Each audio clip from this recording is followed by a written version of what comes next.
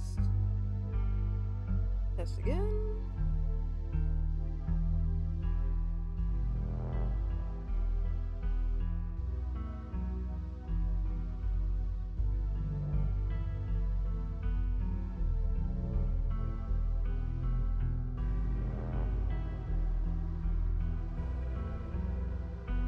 And the sound alerts are working again. Hold up.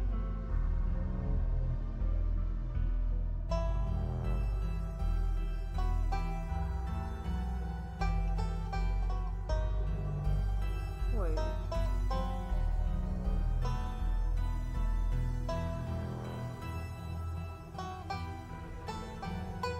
Everything's broken! Fix it now!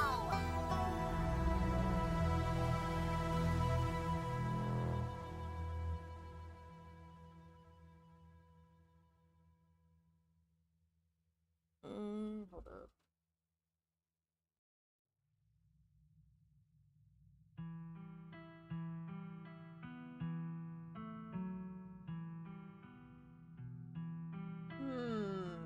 Good question. You are a dork.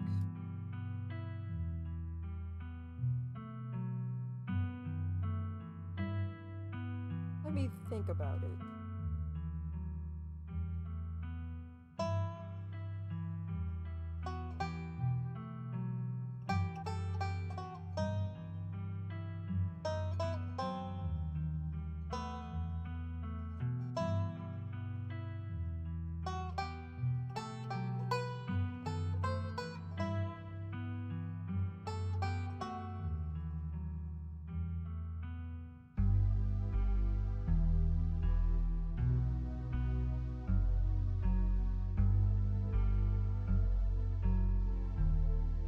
This fix it.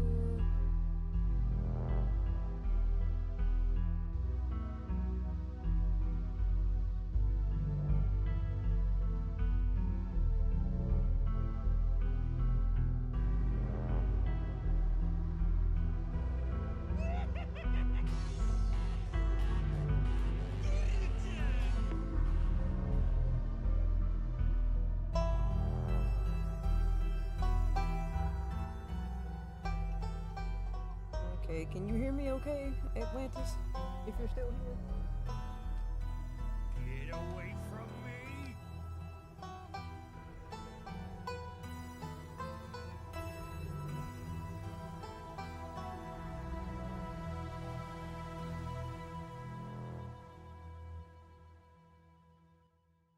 What about now?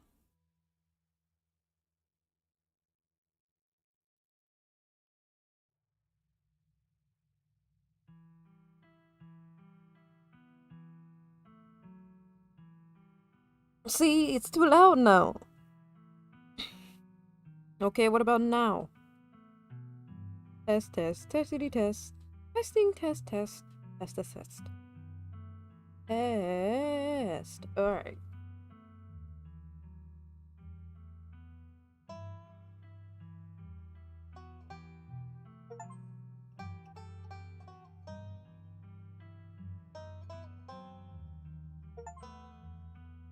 Why am I getting trophies now? I already played through.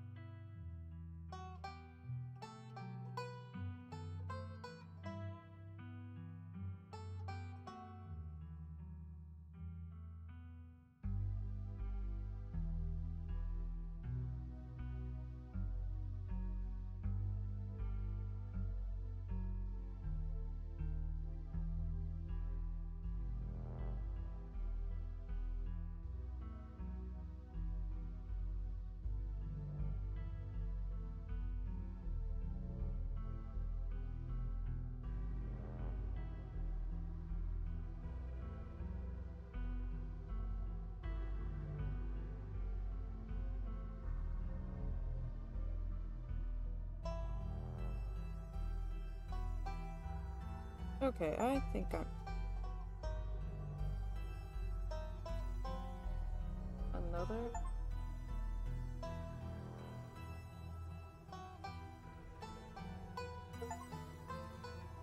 What is going on up here? We already did this.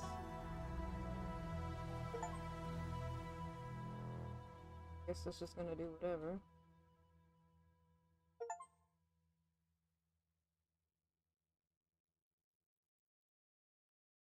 I should also probably move this chat box as soon as I find it.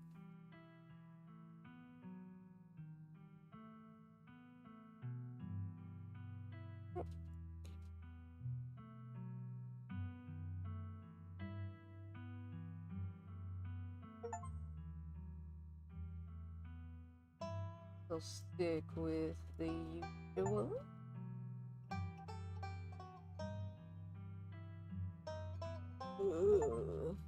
Again with this. Hmm.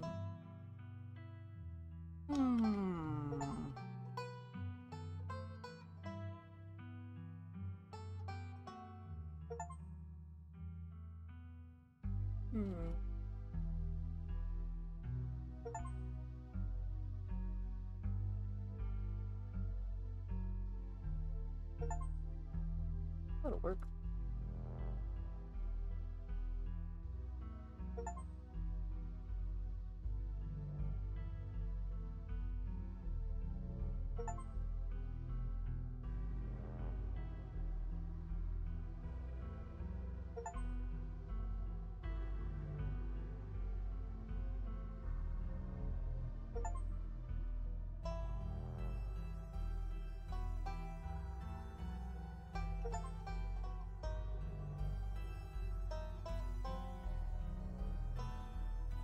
Hold on a second.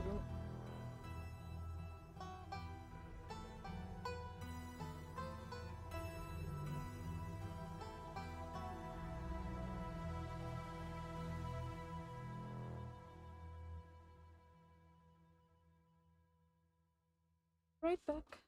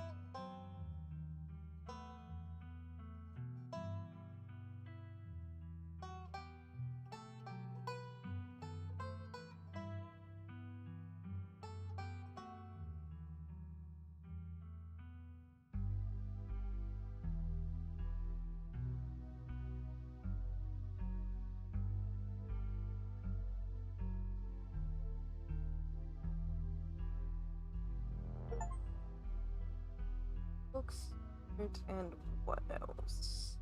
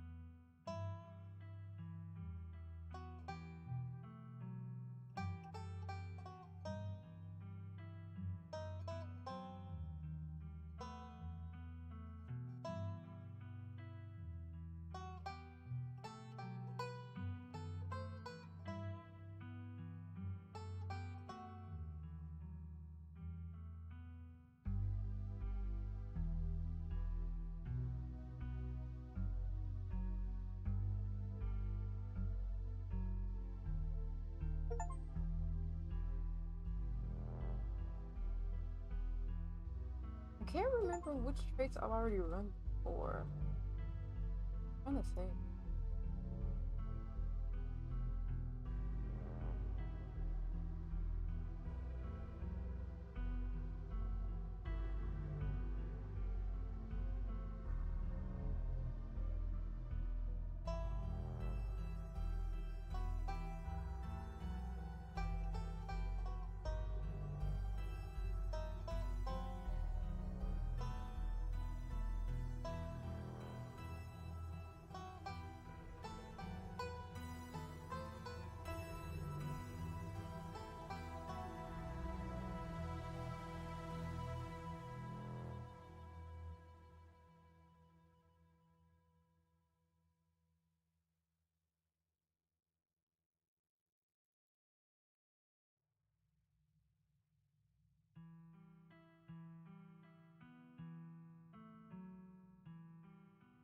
I remember really liking Booksmart. Talk to Animal. I don't want to redo the Animal.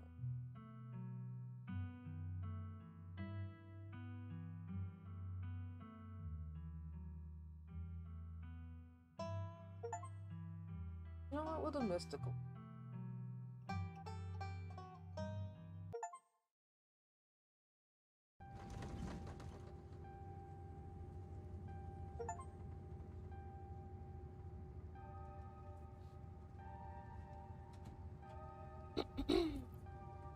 Alright. Time to prove once again how bad I am at reading. You jolt awake as the bus hits a particularly nasty bump.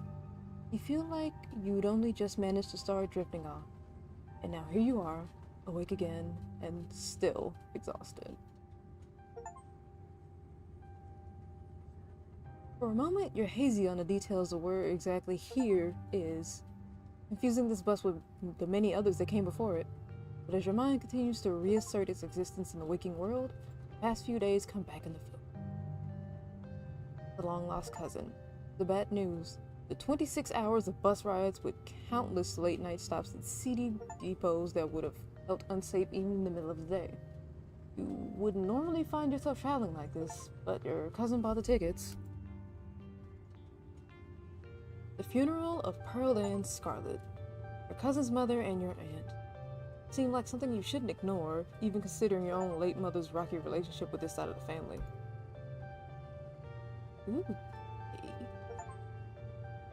But it was also more than just the social pressure of the invitation that pushed you to accept it.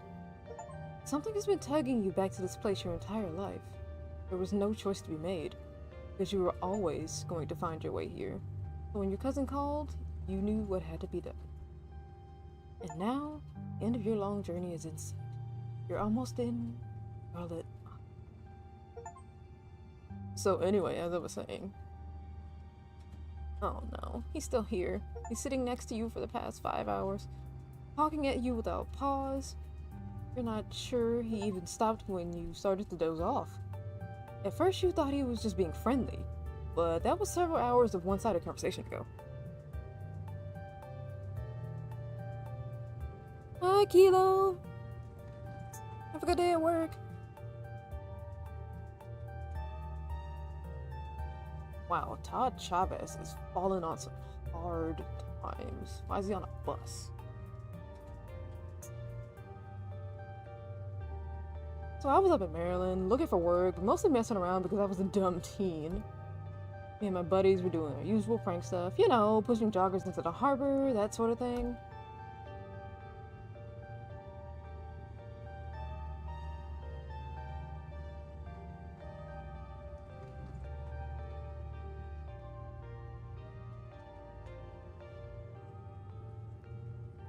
Excuse me, sorry. You do your best to keep a blank face. Waking up, and by extension, accidentally giving the strange man permission to keep talking to you, was a mistake. So this girl comes up to us, swinging her purse, yelling about how she was gonna call the cops or whatever. It was hilarious. She actually hit my friend and he said it hurt a lot, so I guess she really was mad and not just playing. She kept swinging, and soon enough she lost her balance and fell into the harbor all on her own. We didn't even have to push her. We had a good laugh and fished her out, and her phone got soaked so she couldn't call the cops on us. We wound up hanging out all day. She kind of became my girlfriend after that, and we've been on and off for about a year, so it's pretty serious. Though, about 5 months ago, she tried to break up with me for, like, real, and jeez. You ever just get so mad you want to, like, kill somebody?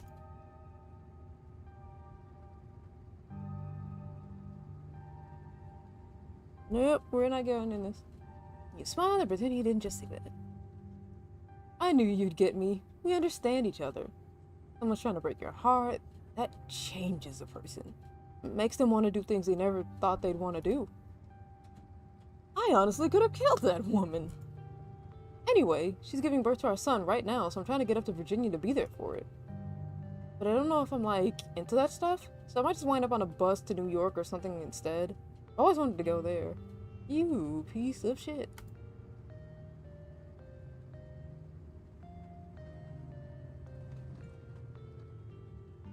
You know what, we're gonna go. Have you thought about seeing a therapist? Because you clearly need one.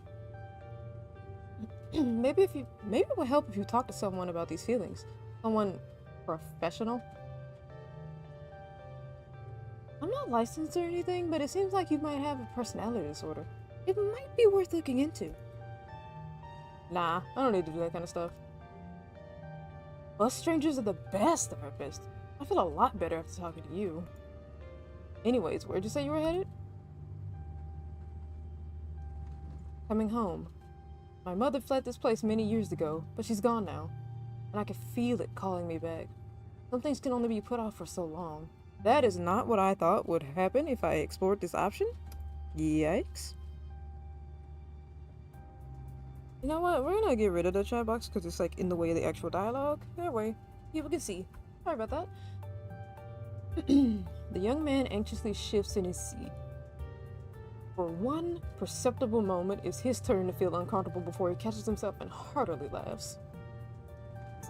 Oh, you must be talking about Scarlet Hollow, right? Or the Holler, as they call it in the mountains. That's the only other stop until this bus turns around, so if you aren't getting off at my stop, you must be headed up that way. Almost nobody ever goes there. I'm usually alone on the bus by now. Though actually, I had a couple of buddies who went up there to work in the mine. There's a coal mine up in the Holler, you see, and there's always a job listing or two on the boards around there. I never wanted to do that kind of thing myself.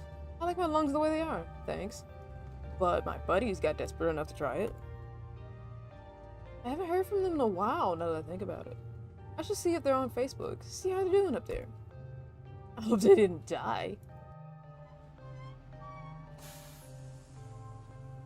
He looks back. Oop.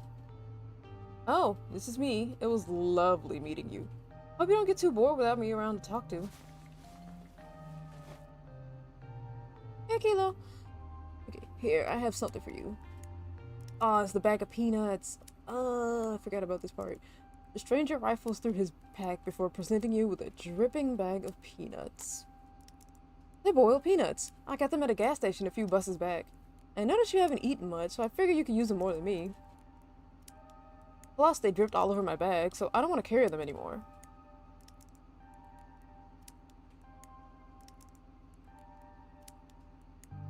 I'm actually allergic to peanuts.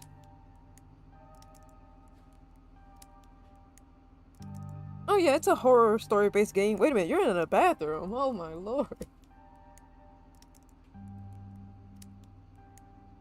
Oh, huh. These things could probably kill you then, couldn't they? Well, like I said, I'm done carrying them. They're yours. See, this is a lawsuit waiting to happen, but it's not that kind of game. But I can sue the pants off you for this. I just said I'm allergic to nuts. Why are you handing me this? The young man sets the peanuts down on the empty seat next to him. The juices dribble out through the bottom of the bag and into the upholstery, instantly soaking it in peanut brine. Ugh, I bet boiled peanuts are like slimy to eat too, so... Ugh. Okay, I don't want to think about that no more.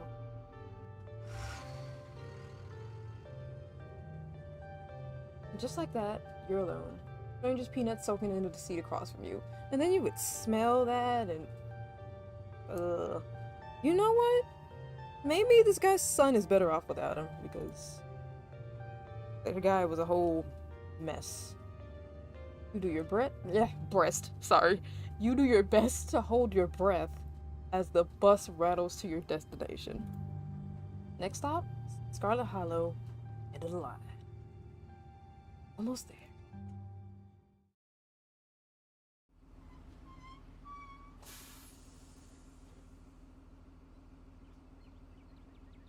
The bus finally comes to a stop. I hit puberty? What was that? The bus finally comes to a stop. Its brakes squealing as it deposits you in front of the Scarlet Hollow bus stop. The sign at least reads bus station, but calling it that feels disingenuous. At best, it's a kiosk. Though for a small town like this, you're amazed there's so much as a road, let alone a bus that drives on it every week. The driver quickly shuts the doors behind you and starts the engine, kicking up dust clouds as he pulls away, eager to leave you and this place behind. Hey, Alex.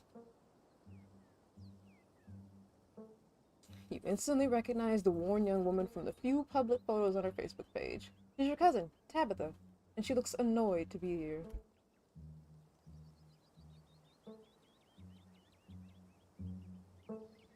I'm so sorry for your loss, Tabitha. Yes, great, thank you. Let's get back to the estate. I don't want to spend any more time down here than I have to. Your cousin turns in motions to an old BMW parked near the bus kiosk. You follow her, clambering into the dusty relic.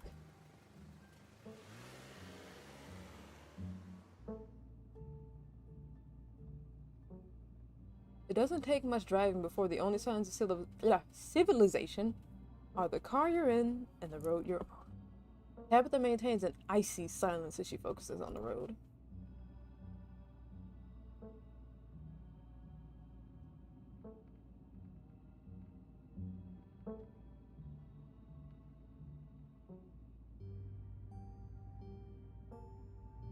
I can't believe we've never actually met before this.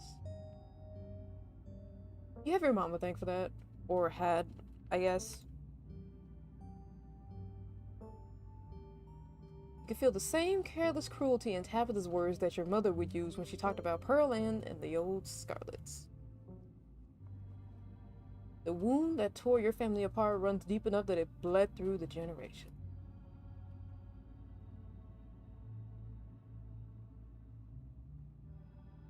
What the fuck kind of option? I forgot. Yeah, Dead Moms Club. No, we're not doing that. I sound like her right now, my mother. She hated this side of the family so much. We don't have to become our parents.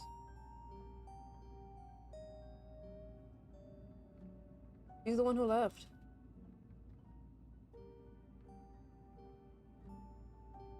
How are you holding up? Fine.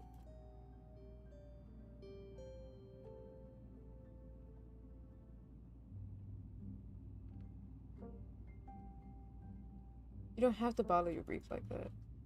I'm not bottling anything. I'm just more emotionally mature than you. So, the funeral. On Sunday, right? Yep, like I told you. Have you worked out all the details yet? Mm-hmm, taken care of. Don't need any help. I don't want to say this. This is just so stupid. We're not doing it.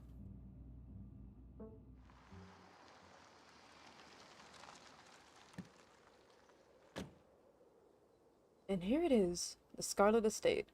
Though it's seen better days, its crumbling elegance is not lost on you. Someone used to cramped apartments in gray cities. Your mother told you about this place many times before she passed, always with an anger burning beneath her words. The faded majesty you once imagined doesn't quite compare with what's in front of you. A jarring blend of opulence and ruin. As you stare at it perched on the crumbling cliffside, you can't help but feel like it's something that should have been left to rot a long, long time ago. You're hit with a blast of dusty air as you step across the threshold and into the foyer. Everything in this room has been here for much longer than you've been alive. Each object cemented in place with layers of dust and cobwebs. You can hear doors creak on their hinges and the aches and moans of ancient floorboards as the house itself sways in the wind. Welcome to our family's humble estate. Unfortunately, due to the current state of the house, only a few rooms will be safely accessible during your stay. I wouldn't go wandering anywhere else if you value your limbs. The floors have been known to give out. If you know what's good for you, stick to your room, your bathroom, and the kitchen. And hallways, I guess. But only the hallways you need to use to get to those places. I'll show you around so you know where it's safe to walk. You can leave your bags here for the time being.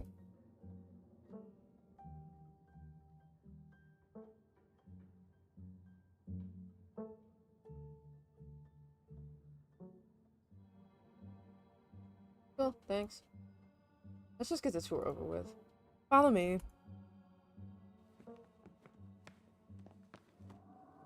You put your bags down and follow Tabitha through a long, dusty hall. She delicately steps over holes and tears in the floor, and you do your best to trace her step. Kitchen. On Wednesdays, a woman from town comes in and does the cleaning. Her name is Janie. I wouldn't recommend socializing with her. She'll talk your ear off. If you need any food, there's fixings for peanut butter and jelly.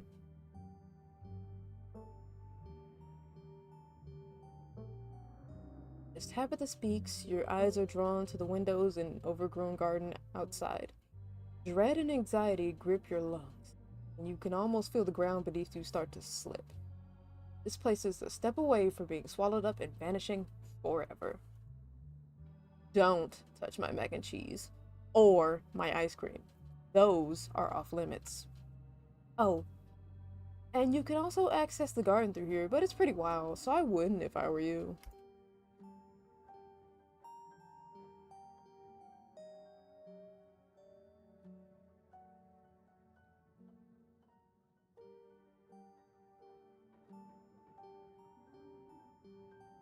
There's a lot of options. Let's see.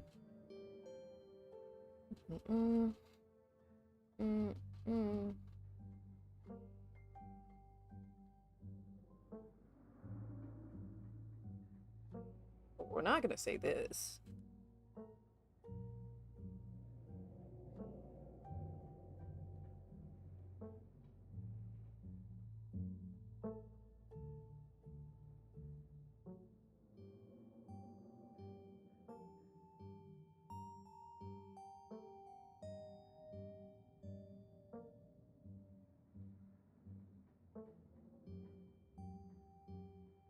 I might want to eat something other than PB&J this week. Is there somewhere in town we can get groceries?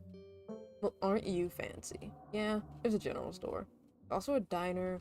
I usually order my food in bulk online though, so I wouldn't be going with you. Dang it. I did not mean to click that. But I'm your guest. Aren't you supposed to take care of me? I am. It's the PB&J fixings. It should get you through the week.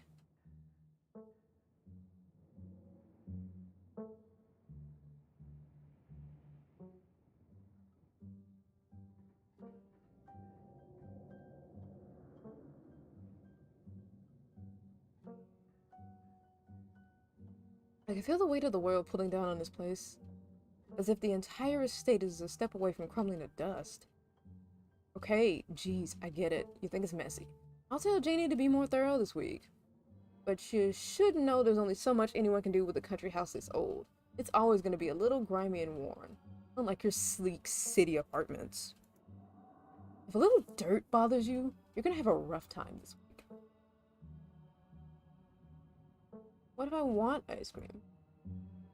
Then you can buy some yourself at the general store. You touch my stash, I will know, and there will be consequences.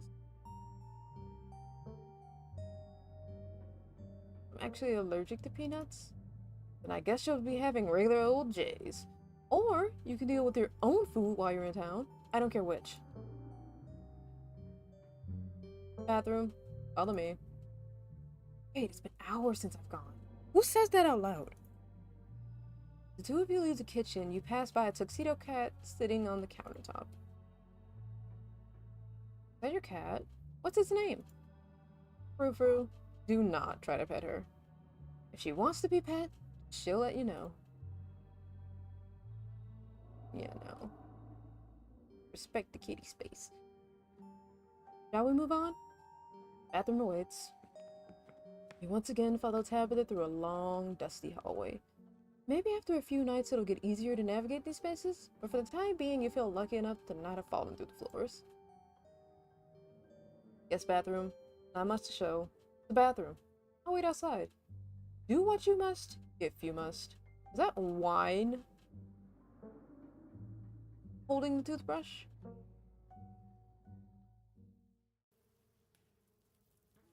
It's a wretched bathroom. Piles of junk sit untouched in the corners of the room, and mystery stains paint the floor.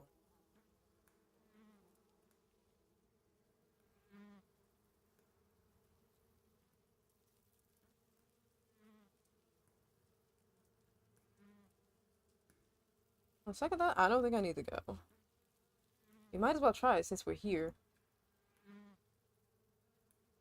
Ugh. Ugh. Pluck Skitter from the bowl as you lift the seat.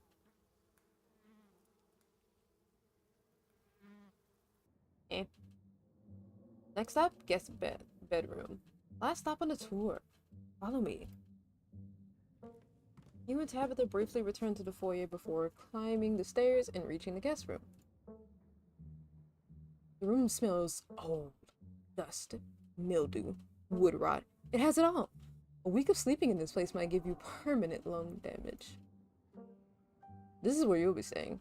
The linens are fresh. I had Janie wash them last week. I had to endure a half-hour rant about her kid to get her to do it, so you better be grateful. What do you mean people have died in here? The closet is full of old family stuff, so you can't hang your clothes up, but you can use the dresser. It should be empty.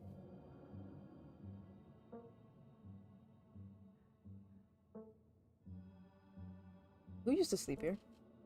When? This house is almost 150 years old. Many, many people have slept here. And now you'll sleep here, carrying on the fine tradition of bedrooms being slept in.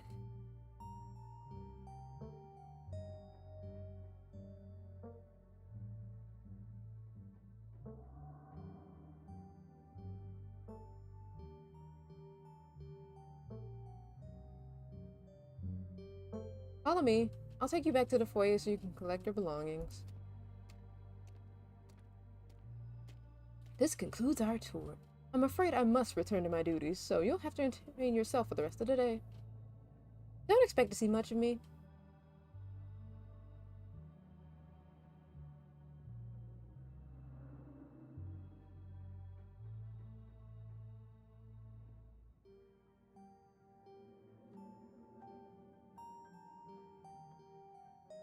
Is there a library in this state? I didn't bring too many books with me, and I'm not sure what else I should do with my time. There is, but as I said earlier, most of this building is off limits. And the library is in the west wing, which is extra off limits. You're better off heading into town. I'm pretty sure there's a library there.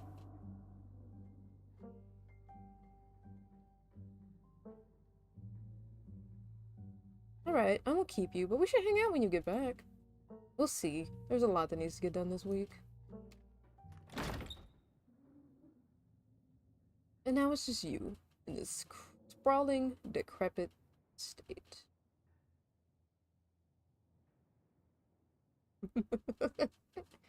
Oh man, let's see. Hmm.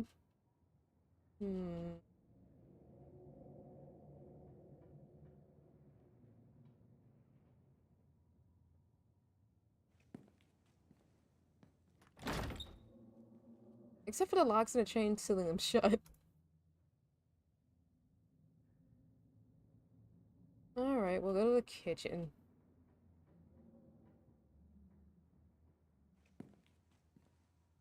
You're back in the kitchen, ready to craft a beautiful jelly sandwich. It's a daunting task, given the state of the place, but the aggressive growls of your stomach outweigh your fear of food poisoning. To get started, you probably need to find some jelly, bread, a plate, and a knife.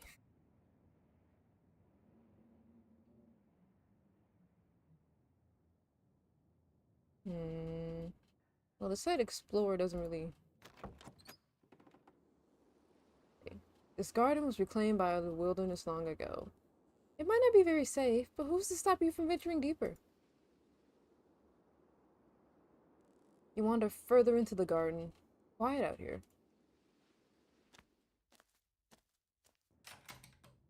You head back inside and close the door behind you.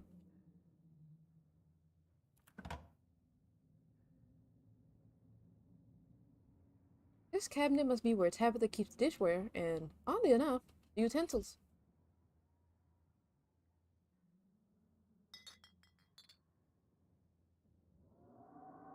It reads, I was blown away at Blowing Rock, North Carolina.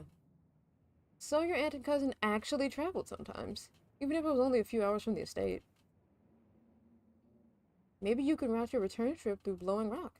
It might be nice to see the local sights before heading home.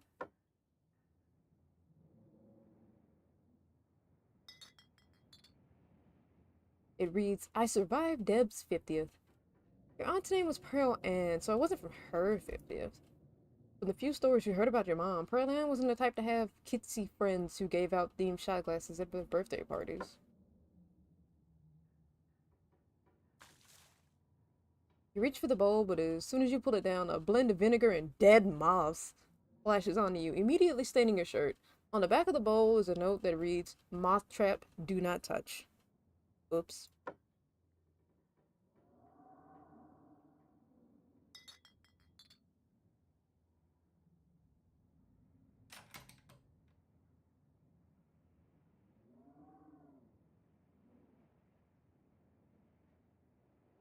As you approach the fridge, your eyes catch a note taped to the door reading, Janie, stay out, in all caps. Below it, in separate handwriting, are the words, Okie dokie. You open the fridge. You already feel a deep urge to wash your hands even though you have yet to touch anything other than the handle. We are not opening that takeout container. We're not opening that mayonnaise.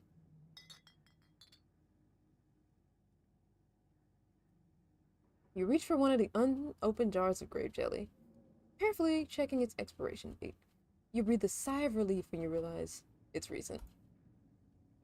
This was either purchased specifically for you, or jelly is one of the few things in this house, in this kitchen, Tabitha actually uses.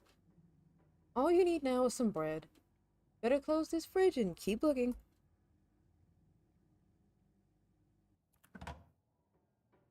You return to the kitchen, closing the fridge behind you. Oh, wait. Where did I make them? Oh, it's the pantry I want to look at. Right.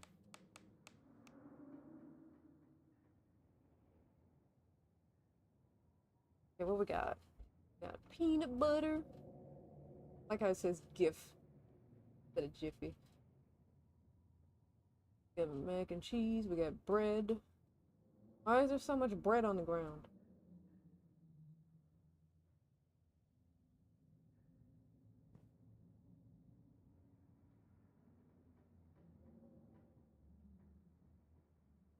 You pick up one of the non-moldy loaves of bread. Great. One step closer to a satisfying snack. This is the last ingredient you needed to make your jelly sandwich. Time to get to work.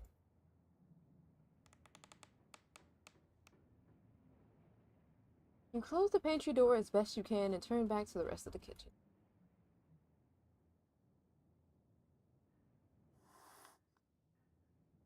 Alright. Fufu does not want to be bothered.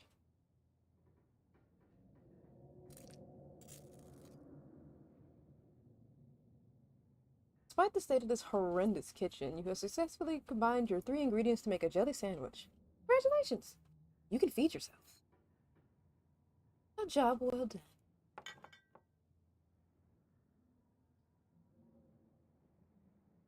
All of that hassle and it took you less than a minute to eat. The rest of the day... Oh my god, you scared me. But W, sleepy, how's it going?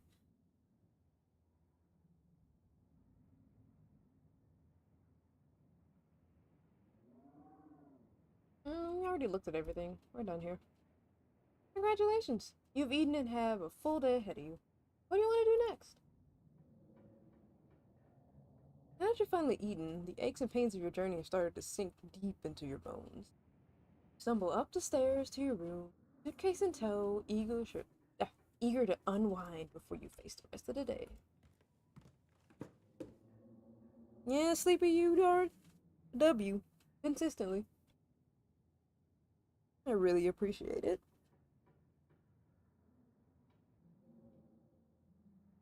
You stand at the entrance to...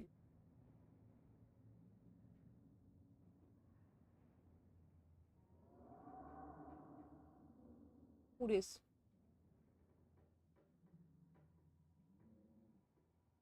This must be an older relative of yours, judging by the dates on the inscription. You've never heard of her, but you barely heard anything about your aunt and cousin until a week ago. Oh, that's not really a surprise. Maybe you could ask Tabitha about this Maribel Scarlet next time you see her. That is, if she's actually in the mood for conversation.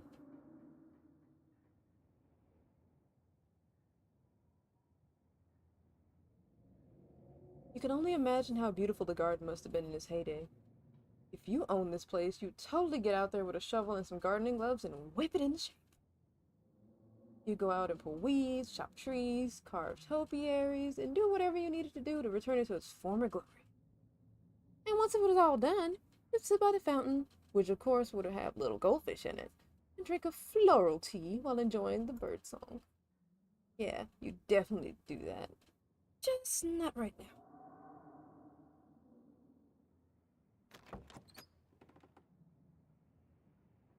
You can see why your cousin said you should put your clothes in the dresser instead of this closet. There must be decades of family history stacked up in here.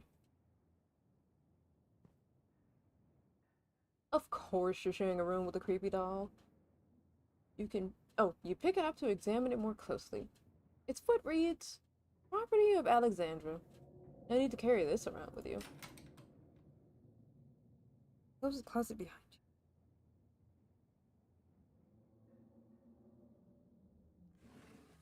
Aw, Possum. There, buddy.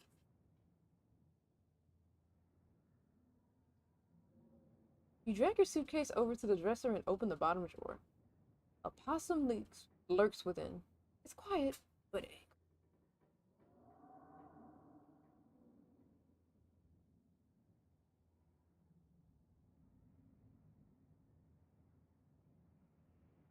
I'm not about to hit the possum, and I'm not gonna close the drawer. Can I put clothes on top of the possum?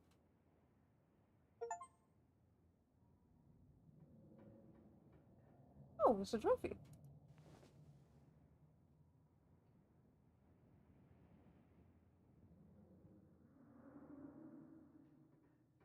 You lay your clothes on top of the creature, arranging them in a little nest.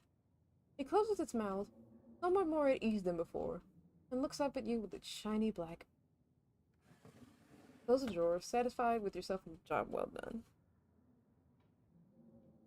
Like, when you talk to animals in this game, he's got a name, and I can't remember what it is. He's also got a mom. Yeah,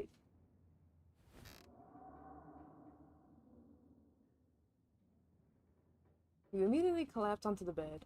You're tired enough that being alone in a strange new place won't stop you from passing out. Or so you thought. You cough as a small cloud of dust rises up from the mattress. These sheets might be fresh, but everything beneath them might have been around to see the dawn of civilization.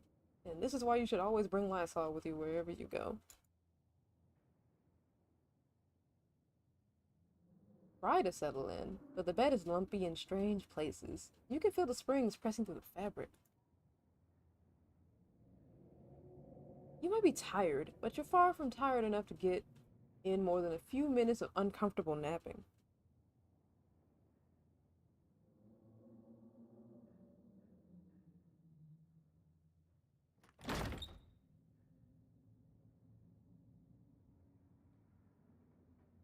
Now that you're settled in, there's not much left for you to do here other than to head out and explore the town.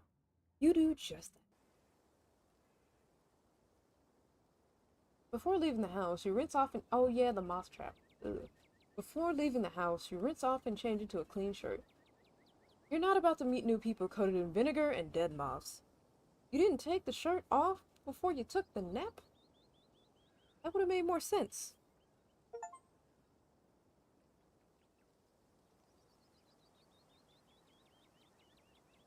If you'd have known you'd wind up having to walk all the way back to town, you probably would have just asked Tabitha to leave you at the bus stop. Especially with how unhappy she seemed to you. She seemed to see you. If only you could wipe the slate between the two of you clean and bury some of the tension. Or maybe her mother's funeral isn't the best time for something like that. Then again, maybe it's the perfect time. Really pretty out here. Finally! Made it back to town. The holler, as the guy on the bus called it, has probably seen better days. It has the feeling of an idyllic country town, but its sidewalks are cracked, and many of the storefronts are boarded up. The windows are dusty with age.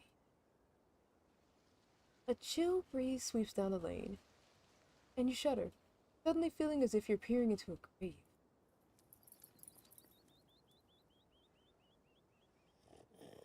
Gretchen, come back! Quit bothering strangers! Sorry about that. Gretchen can be very slippery when she wants to be. She loves to get loose and cause havoc.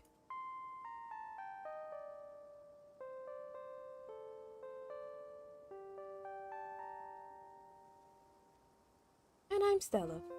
Pleasure to meet you. Not often I see a strange face up in the holler. Every now and then there's a new crop of coal folks, but you don't look dusty enough for that. You're not in town for the funeral, are you? The Scarlet funeral?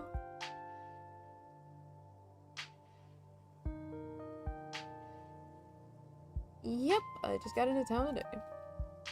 Wow, I didn't think anybody else would be coming. Are you staying with Tabby? How's she holding up? I haven't seen her since Pearland passed, or for a while before that, now that I think about it.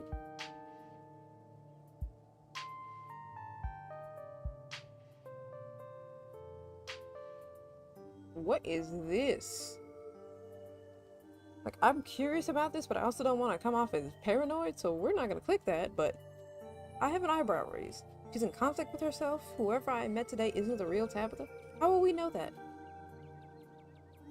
I'm sorry, did I just hear you right? I can't imagine Tabitha ever going by something so bubbly. Excuse me. She did back when I knew her better. It's been a while. I hope she's okay.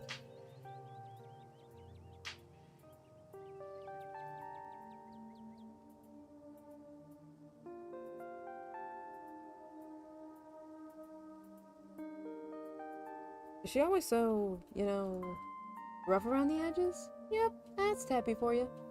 I wouldn't take it too personally. I'm not sure what it says about her state of mind that she's still her same old grumpy self. It'll probably be good for her now that you're staying there, even though she'd probably never admit it. Are you two friends? I was probably closer than most people have gotten to being able to call her a friend. The school here is really small, so everyone had to at least get along with everyone else. She was a grade ahead of me, but everyone knew her, especially since she was a Scarlet. We wound up bonding a bit when we were both in the school's production of A Midsummer Night's Dream. I was Puck. She was Mustard Seed. As you might have expected, she was more than a little prickly, but I managed to soften her up a bit in the end. But then she graduated, and that was that. Oh, if you just got to town, you must be starving. I was just on my way to the diner for a coffee, and they've got amazing biscuits.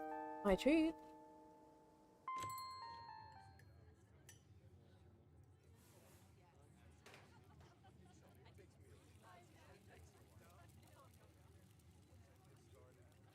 Oh, hey, Dre.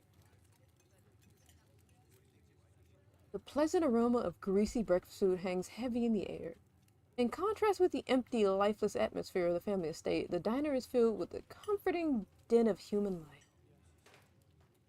All of which grinds to a sudden halt as the patrons realize that a stranger has entered the establishment.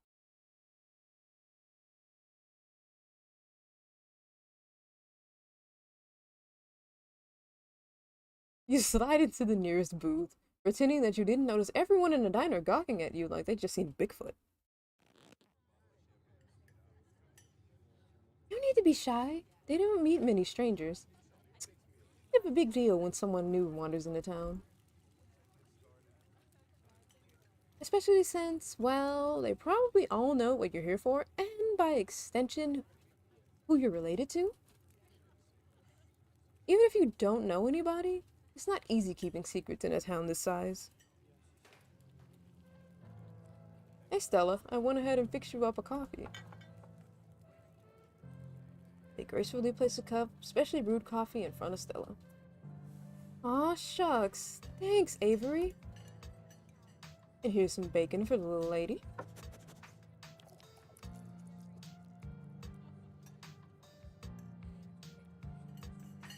Oh yeah, that's right, you can hide the text box. Anything for you?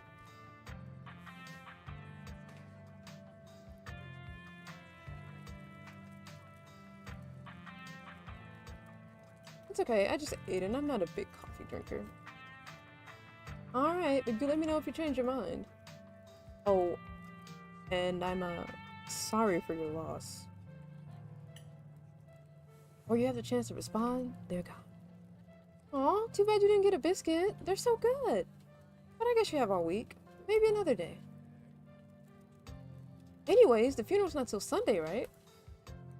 That gives you quite a bit of time to slum around town. I'm trying to think if there are any cool events going on this week. There's always the reading adventure at the library, which is supposed to be for little kids, but I do it every month anyway. Oh, and I'm pretty sure Avery's throwing a party Saturday night, so that's a fun thing to look forward to. And there's the weekly Sunday pop-up. That should be right after the funeral too, so it'll be a special occasion.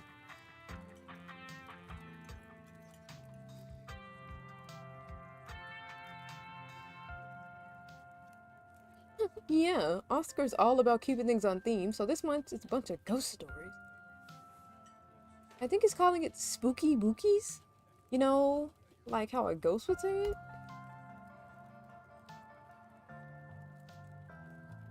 That sounds cute. You can read to the children. Look. Adorable. Cool, we should check it out this week. But that's really just an afternoon. Any idea what you want to do for the rest of the week?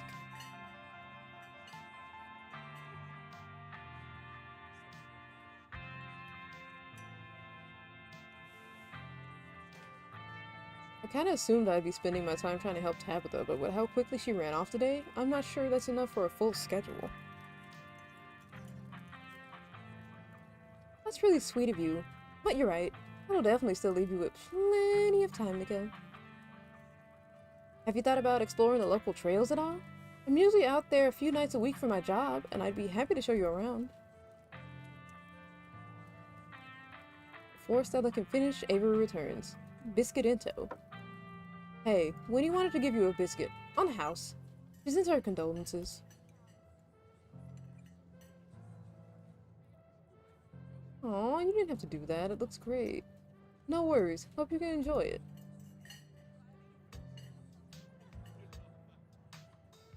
You pick up the biscuit. It's delicate and fluffy. It nearly crumbles at your touch.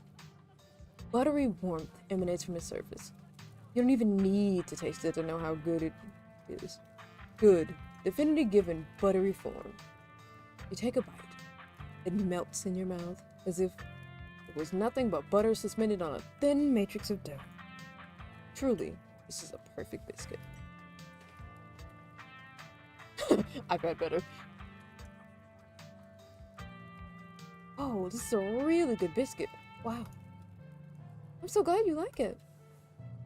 Avery lingers at the table for a moment. So, has Stella mentioned that she's famous? Oh, Avery, I'm not famous.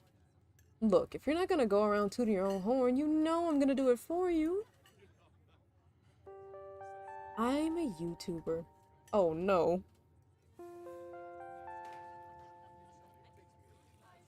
How does that make you money? These dialogue options are so rude. Cool, what kind of videos do you do? She hunts cryptids. You should really check out her channel. It's amazing. How do you know my name?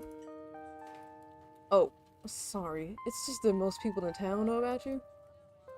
Sorry, I'm sure that must seem creepy. Ah, well, I guess the cat's out of the bag. The Hollow's a small place. Everybody knows everybody. And that includes extended family.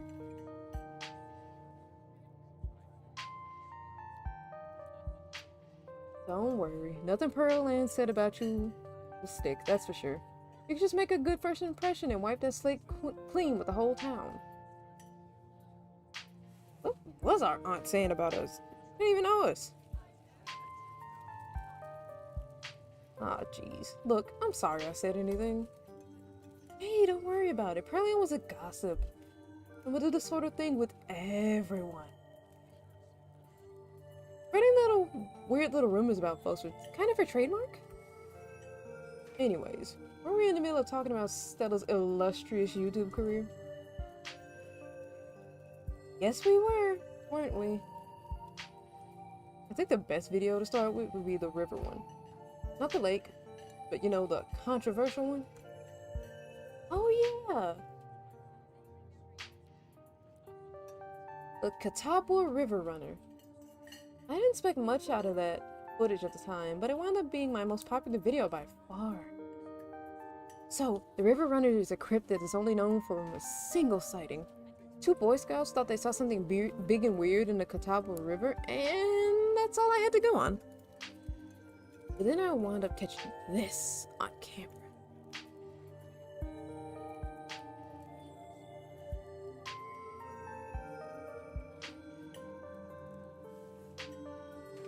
Yeah. See, the size and shape of a creature's body tells you it's likely a predator, and it's definitely not a wolf. You seem to recall that mountain lions used to live up here? Who's to say there aren't a few left? That's a very logical explanation. Could be a mountain lion. Some folks said it was a beaver, but if that was the case, it'd be at least twice the size of any beaver I've seen. I also had people saying it was a dog or even a capybara that must have escaped from the local wildlife sanctuary. I'm still not sure what it was, and I'm the one who saw the thing with my own 2 eyes.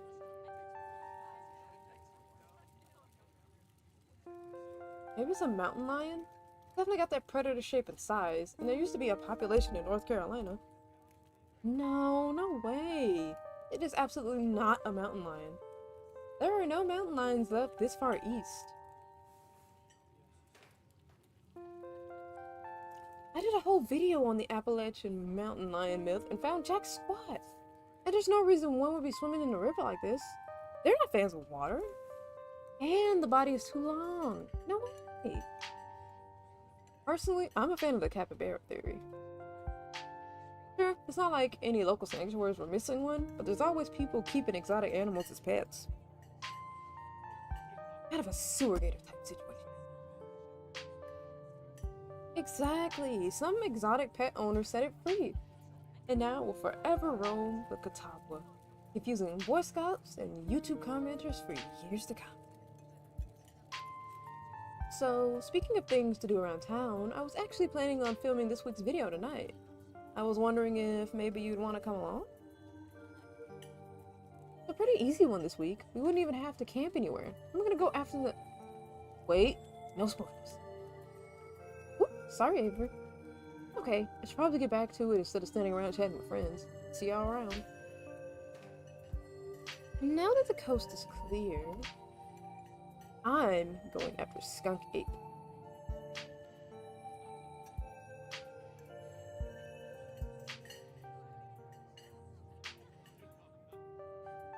So doesn't Skunk Ape live in Florida? Oh, you know your stuff, don't you? I knew you'd make a great partner.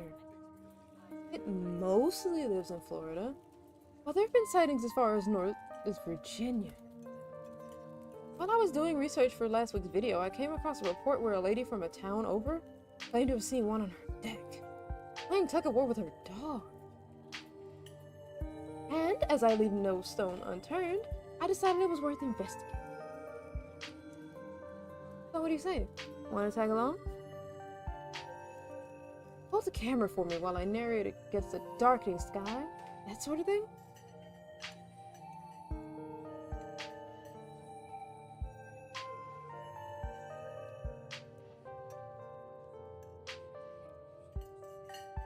It's actually been a while since I've had anyone but Gretchen out there with me. This is gonna be a lot of fun. I actually started the channel with a couple of buddies of mine back in middle school, so it'll kind of be like a blast from the past. Me and Kanika and Reese running around in the woods, flipping over rocks and bothering salamanders. Our videos were terrible, but we had a lot of fun, and that's all that mattered to us. You know, that gets me thinking, I wonder if they'd be down to come along with us. Get the old gang back together. Though I guess Kanika has to close at the general store tonight, so I'm pretty sure she's a no-go. But Reese? I think there's a decent chance we could get him to come out of his hidey hole, if he's up for it. You mind if I make a quick call? Reese! Dude, what's up? Feels like it's been forever. Aw, man, I'm sorry to hear that. Do you want me to come by, or... Okay, if you're really sure, but if you change your mind... Oh, I was just calling to ask if you wanted to come out to the woods tonight. I met somebody cool in town. She's Tabitha's cousin. I know, yeah, just here for the week. Anyway, we're going out to look for skunky. We could take the easier trails if that would help. Dang, man, this sounds awful. Hope you take it easy tonight. I'll swing by sometime this week and we could have a more low-key hang. How's that? Yeah, I'll bring her. Talk to you soon. Bye, bud. Looks like it's just you and me, pal.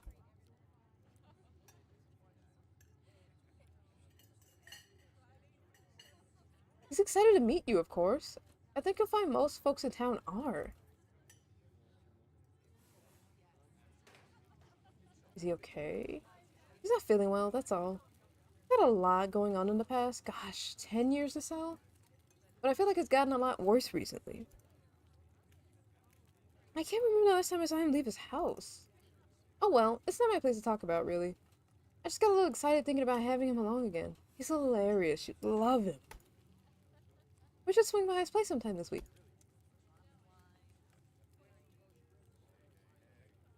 Awesome, I'll make it happen. He's definitely the trickier one to meet. Kanika is much easier to track down since she's at the general store basically every day. But friendship can wait. We've got skunk it done. So we should probably head out if we want to make it up to the mountain before it's too dark. Come on, let's blow this popsicle stand.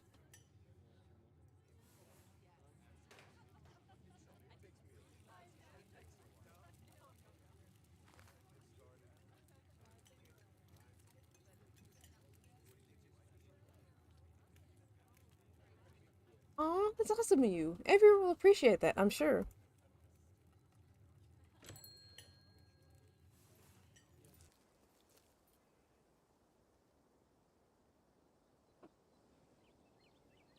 It hadn't been very cold when you first arrived in town, but as the sun dips closer and closer to the horizon, a chill descends upon the hollow, and you see your situation with renewed clarity. Little glamour shot.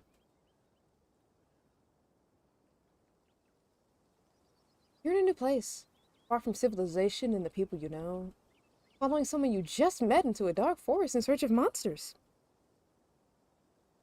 You feel...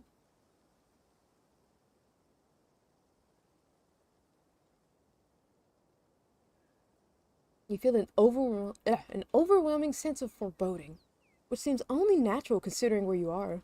Your instinct screams at you to leave, but at the same time, you're curious to see what the night has in store for you. You decide to go with the flow, keep putting one foot in front of the other and to not dwell too much on this strange feeling. You said not the popsicle stand. Shout out popsicles.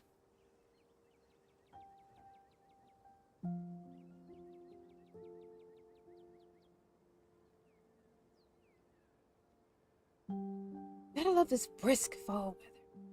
This past summer has been the hottest on record since last year at least. You know how it is these days. Each summer is the hottest yet until next summer. It always finds a way to be much worse. Excuse me. It's just nice to feel the chill in the air and see the leaves change, like normalcy is restored. If only for a moment. Sorry if that was a bit of a bummer. We should talk about something more fun. Like skunk apes.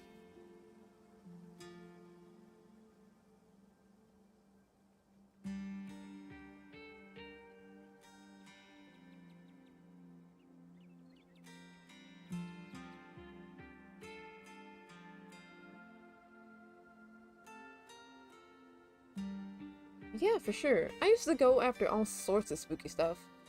I never had much luck though, especially when it came to ghosts. Back when I first started doing solo videos, I'd go into all sorts of old abandoned buildings, hoping I'd stumble across some sort of activity. But nothing ever happened. It was always just me and my camera in an old house getting worked up over a gust of wind or a creaky floorboard. When all said and done, I've just been a lot luckier with cryptids.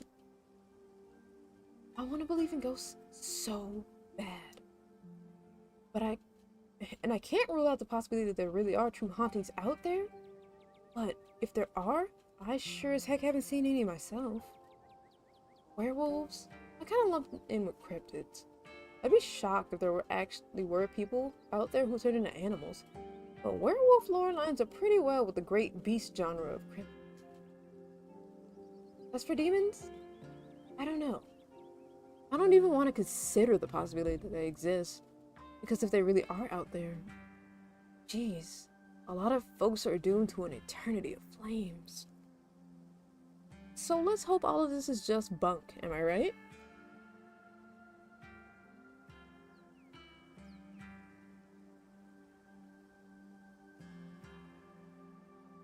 Don't even get me started. Did you see those UFO videos the government declassified? Aliens are definitely real, and they have absolutely visited Earth. Like, I believe in aliens more than I believe in cryptids. You don't see me hunting aliens out here because we know they're real.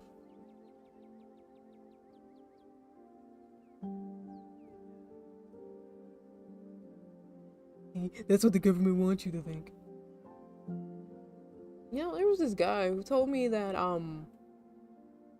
if there were another conflict, it wouldn't be World War III, it'd be World War X, and that there were 7 other world wars that the general public doesn't even know about.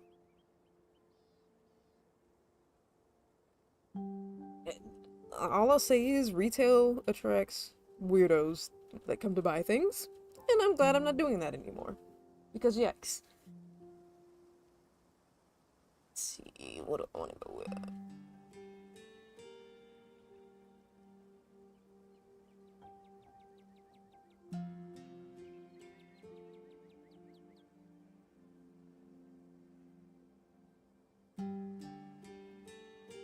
Whoa, you've got to meet my friend Kanika's mom.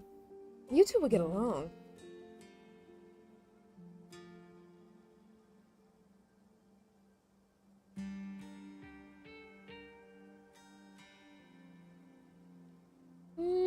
Let me think. There was that time back in early high school where Reese fell down a cliff. But he was fine.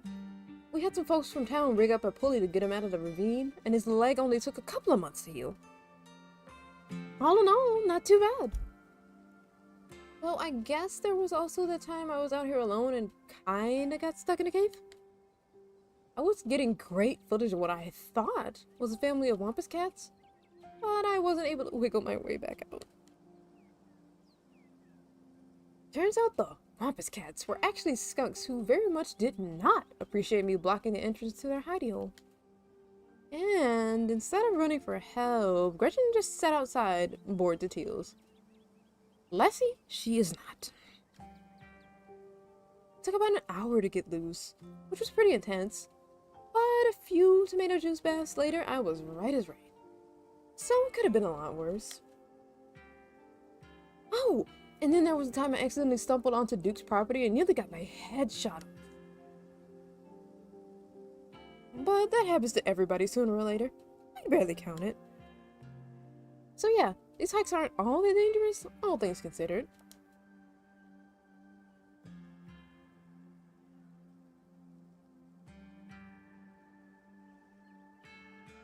That's fair.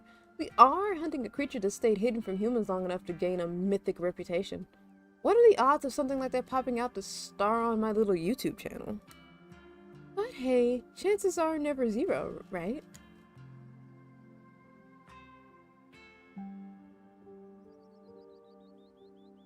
What's the weirdest thing you've seen out here? Other than anything cryptid related, of course. Oh gosh, that's a good one. Let me think. Well, there's always the deer I saw stealing baby birds out of a nest and eating them. And that was pretty messed up. But I think most people know about that these days. I've seen tons of videos of other deer doing it, so I'm not sure if it counts as anything weird anymore. Oh, Tetanus Lake. That's definitely the weirdest. It's a 5-foot deep, 30-foot wide pile of old cans and bottles and assorted garbage, with grass and trees growing on it so you could barely tell it was there until you stepped on it. It was practically solid ground with how much had been compressed, but you could still fall through if you weren't careful. That's the name. It better be up on your shots if you want to mess around in there. It's all stuff in the 50s too, which is super neat. I salvaged a few bottles that I keep in my dresser as a little souvenir. Did you hear that?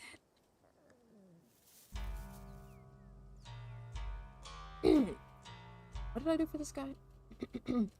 Oh, calm down, Gretchen. Yo, mutt. Same to you, Stella. You're always jumping at nothing, girl. Sorry for getting spooked, Duke. I thought you were some creature of darkness. Nah, girlie. Just old Duke. And what the hell are you looking for way out here? Skunk Ape. Sorry I asked. And who's this you've suckered into coming with you? Wait a tick. You aren't. Is that? Yep. Goddamn. Sorry. I see. Well, Lawler. My condolences. I'll keep you in my prayers. Now, both of y'all head back to town, yeah?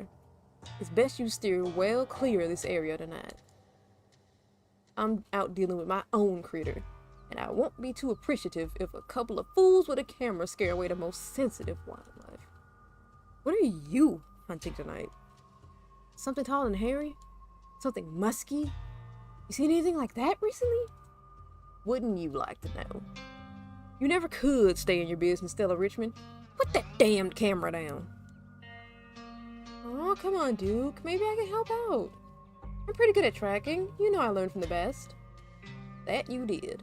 But I have yet to see a shred of proof that you listen to any of it. The way you tromp around the woods at night yelling about chunkabungas or what have you.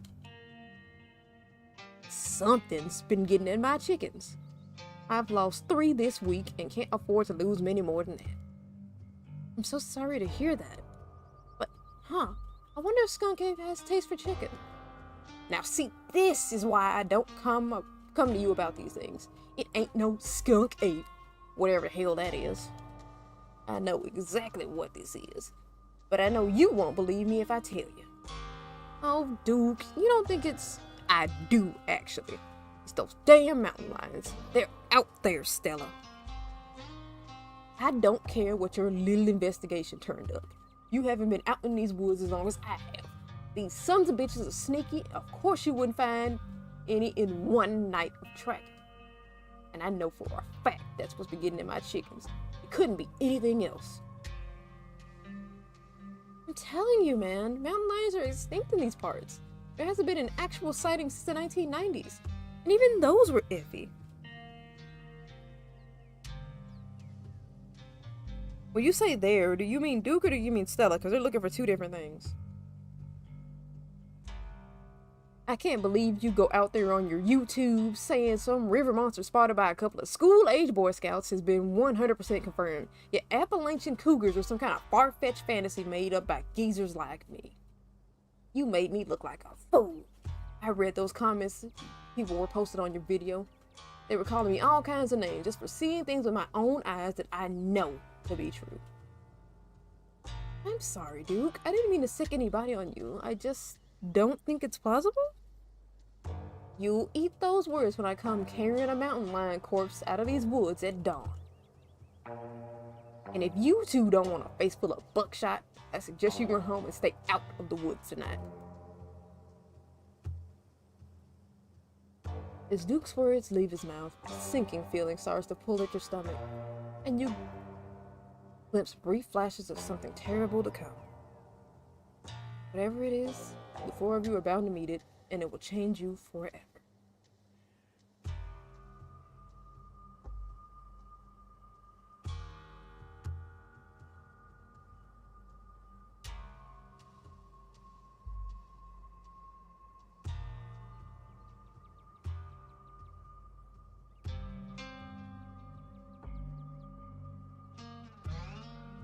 Nothing beeper waiting for us in the woods.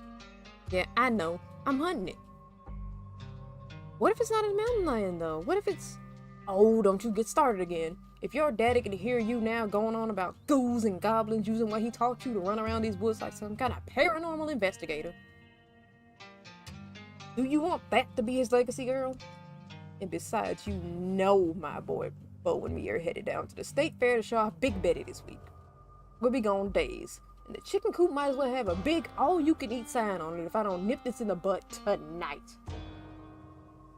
You know how I feel about my chickens, and I couldn't take it if I lost any more of my poor little ladies. And you know I have to put out a video by tomorrow evening.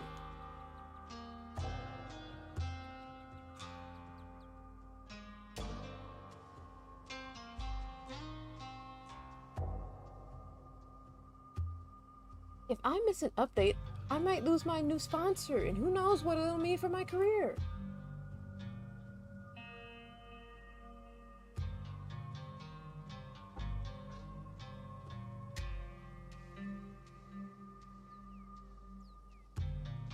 Now what's that supposed to mean?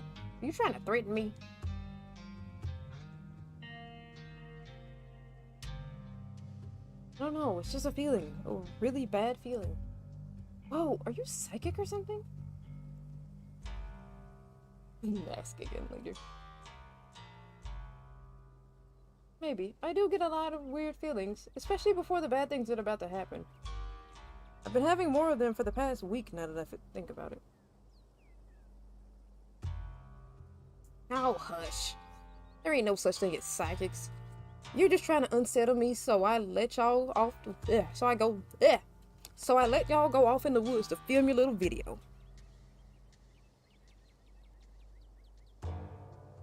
I am not freaked out by your friend's theatrics, but if it gets you out of my hair, sure, I'm greatly disturbed. Now run along and stay out of trouble.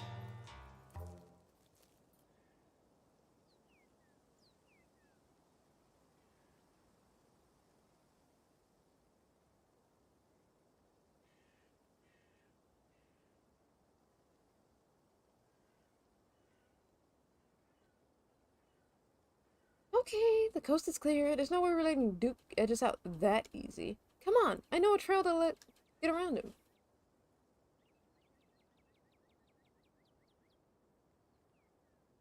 I'm not going out there in the woods with somebody with a...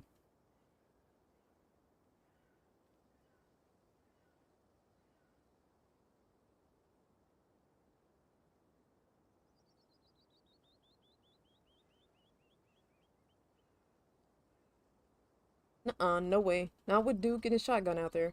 I like my head intact. Not blown to pieces. Thank you very much. Aw, you don't have to worry about old Duke. I've been tracking with him before. The man sounds like a truck crashing through the trees when he talks. Even if we do cross paths, we'll hear him long before he catches wind of us. Oh, fine. There's no shaking you, is there? You'll just follow me until I finally relent and go monster hunting with you. I promise it'll be fun and safe. Rush us up this way. Let's go. I'm gonna press X to doubt both of these statements.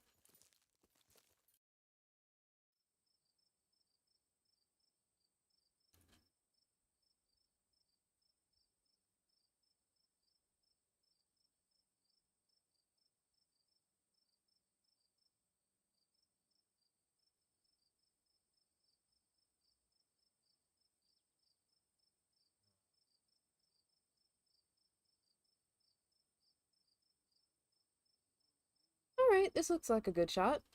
Mind holding the camera?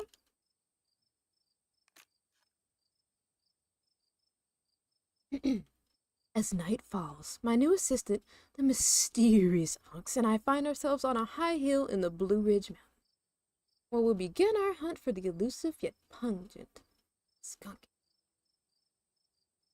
Though mostly encountered in Florida, this possible relative of Bigfoot has been spotted all along the southeastern edge of the United States, including right in this very county.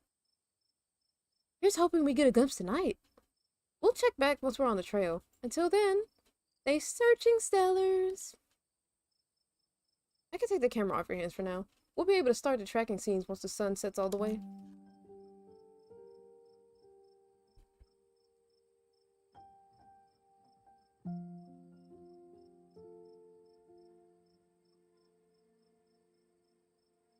In the meantime, we get to take in all of this gorgeous scenery.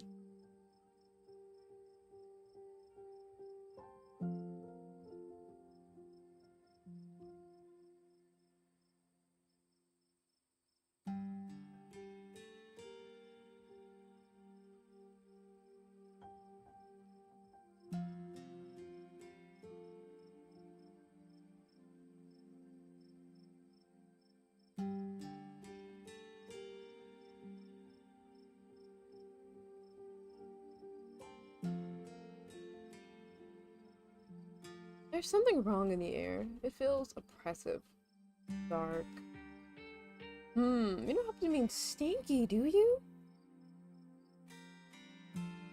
Do you think you're smelling a skunk ape? No, no, no. Something metaphorically oppressive and dark.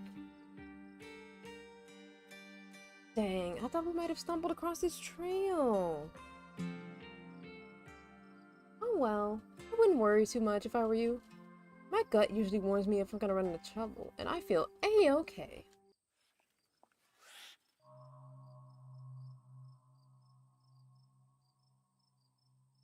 Your quiet moment with Stella is broken by a loud, percussive snort.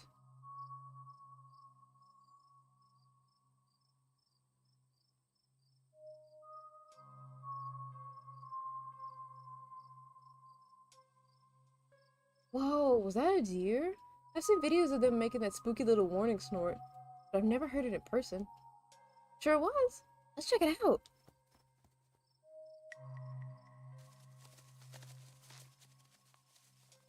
As you and Stella hear the footfalls of animals retreating into the woods, she reaches for her flashlight. A single deer remains behind, staring down the beam of light while Gretchen whines and pulls at her harness.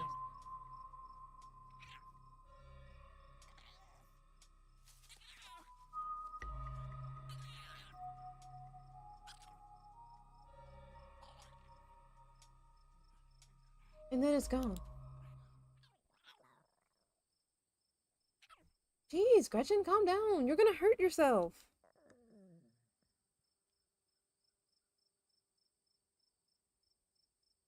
She cannot handle deer.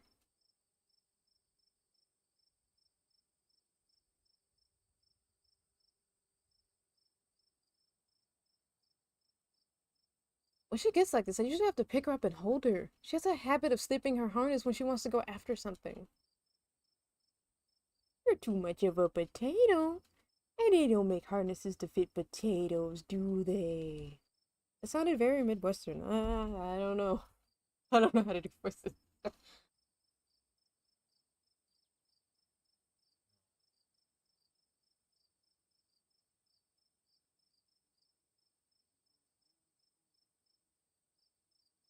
There was something wrong with that deer. Did you see its face?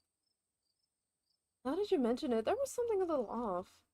But it was an abscess. Maybe a tumor. It's not like wild animals can get those taken care of. So they just get bigger and bigger. Poor thing. But there's not much we can do about it.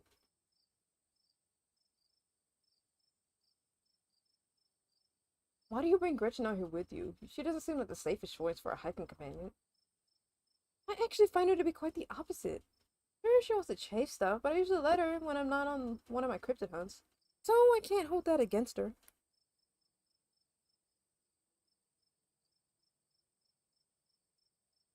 I'm just happy she's still so feisty, even at her age. Pugs aren't exactly known for their good health, but here she is, running around the woods at 17. And I feel like the fresh mountain air and exercise helped a lot in that regard. You defy the laws of nature, don't you, Gretch?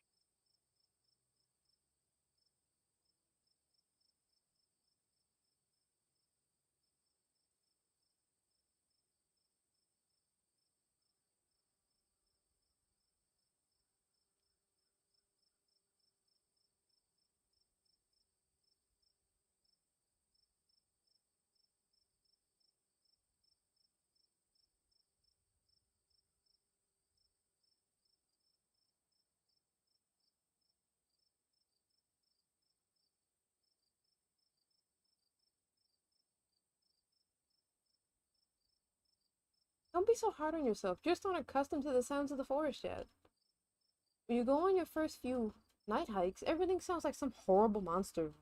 It's just waiting for an opportunity to shred you to bits. But eventually you realize it's mostly deer and raccoons, which probably won't go after you. Here, let's take a quick snack break before we get into night's activities. Maybe some food will help settle your nerves.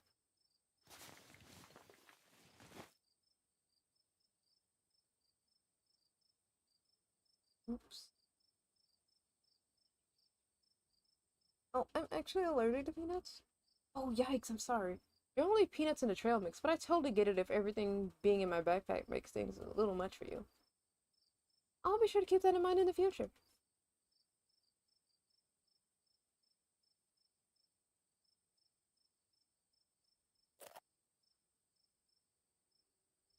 Oh, shit.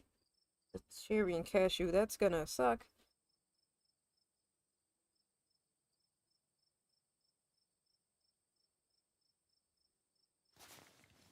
Okay, that's not what I thought it was. Okay.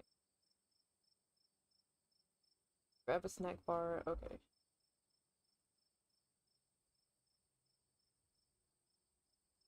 Oh, another. Okay. Excellent choice. A good source of energy and chocolate. A cherry and cashew. Hope that's okay. I like to make my own, and I tend to make them with my favorites. But I know that's not everyone's bag.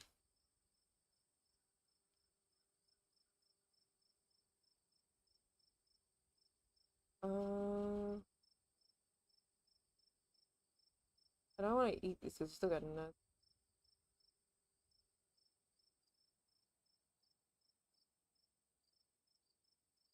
It's a good combo. Who could turn out their nose at a dried cherry? And cashews are always an excellent choice for a nut bar. Sturdy, yet soft.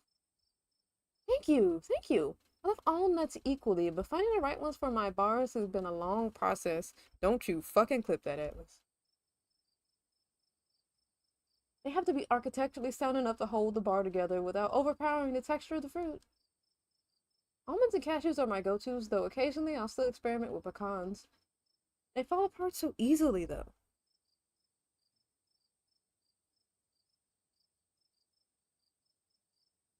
Anyways, sorry to ramble. It's hard for me to stop once you get me started on snack recipes.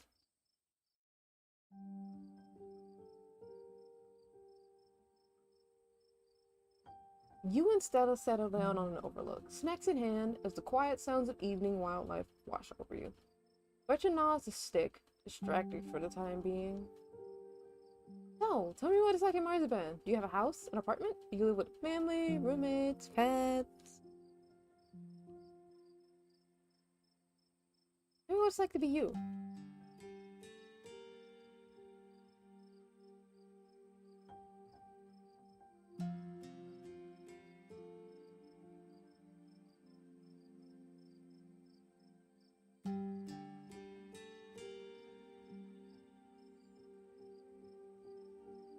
I live in an apartment with a difficult roommate. I didn't find this guy. An old roommate of mine had to move in. Then they left and just stuck me with him. Not the worst roommate I've ever had, so I can't complain too much. The biggest issue is his complete lack of respect for any boundaries. He sleeps on the couch in the common area most nights, always unclothed. He still bites on my food, which he thinks being really sneaky about. But there's nothing sneaky about taking a huge bite of a freshly made sandwich when there are only two of us living there. Even if I'm in the other room when it happens.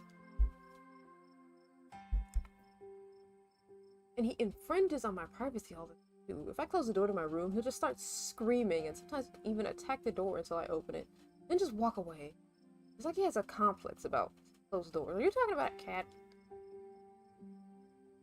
Which of course also means he doesn't close the door when he's doing his business. Almost like he wants me to watch him. And at least once a week he somehow misses and leaves these big pee puddles, which I always wind up stepping in. Gotten to the point that I think he's causing lasting damage to the house, and no matter what I say or do, it just doesn't get through to him. And I also like to point out, is this area of interest right here. Boom. That wasn't there before. Who are you? Anyway, sorry for the rant, but I could go on for hours about this guy. I mean, he's a yeah, see, it's a cat. I mean, he's a cat, yeah, but he's a particularly horrible cat, and it's like I can just give him away or anything. That would be cruel. Wait, he's a cat? Like the animal? Yeah, his name's Truck. I'm terrified I won't get my security deposit back because of what he's done to the place. So, what do you do for a living?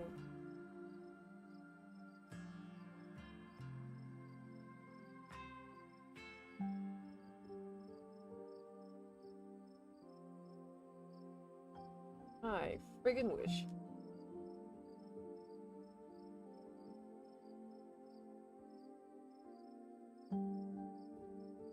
I was fortunate enough to get hired right out of law school by a big firm, which means I spend 80 hours a week poring over 1,000+ page long documents for people who don't even know my name so that maybe, possibly, in 3 to 5 years I could pay off my $250,000 in student loans.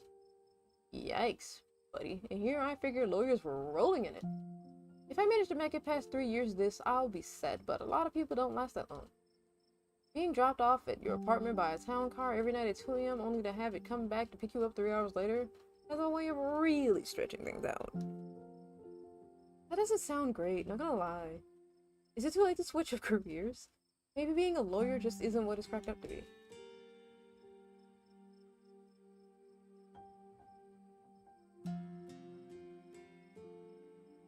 Since my debts are paid, I'm moving on to something better. Maybe I'll actually put my degree to good use and try to help people instead of working on mergers and acquisitions. If I don't, then what was all the schooling and debt really worth? And hey, while you're at it, maybe someday you can actually retire. This breeze passes over you. What about you? What's your living situation? Gretchen and I live in a little house just outside town.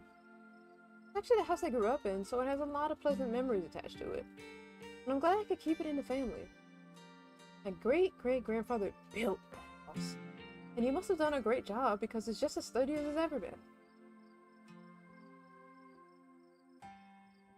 Oh, do you live with your parents? Family home and all that? No, it's just me. They aren't with us. Oh, jeez, I'm so sorry. It's okay, you didn't know. And I'm Jesus Christ. And I've done my morning. You don't have to watch your tongue around me or anything. Life goes on. What were they like? Did you get along?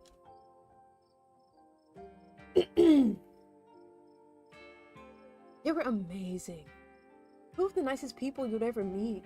And interesting too. My dad was a bit of a regional legend among hunters and trappers.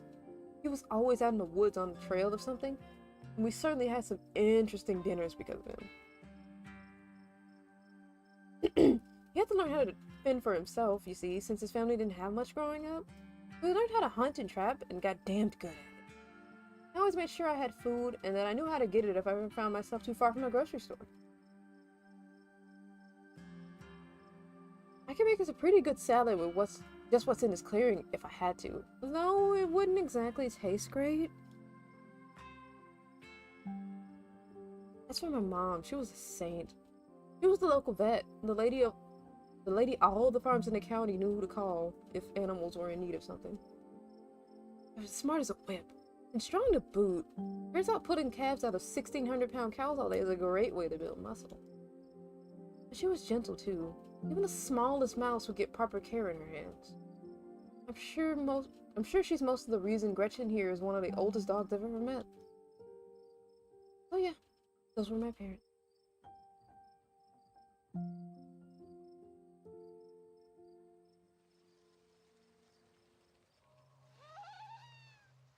Oh.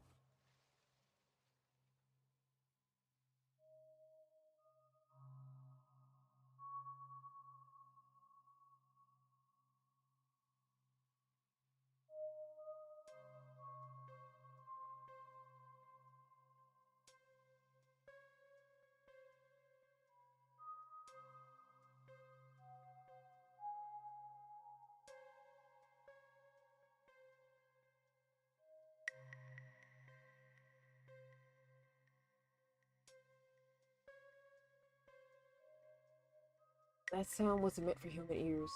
Whatever lurks behind the tree line is something best left unseen. But the events of this evening were already set in motion long before you stepped foot in Scarlet Hollow. There's no turning.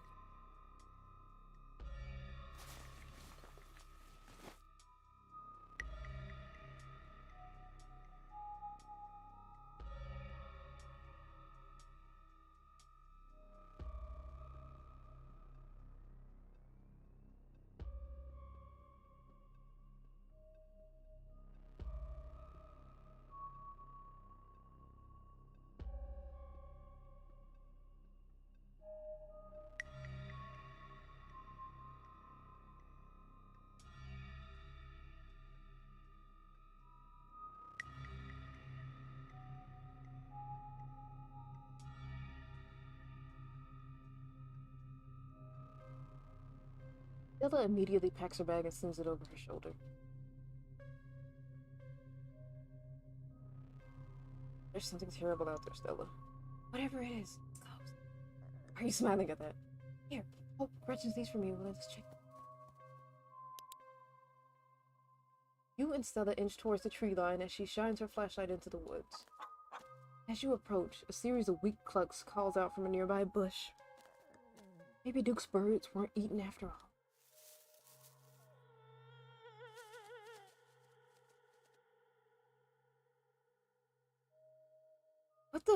What the hell was that? Hold on, I gotta play that back. Holy shit. I'm guessing it must be maybe 2-3 feet tall. Doesn't look hairy either, so I think we can rule out the skunk ape.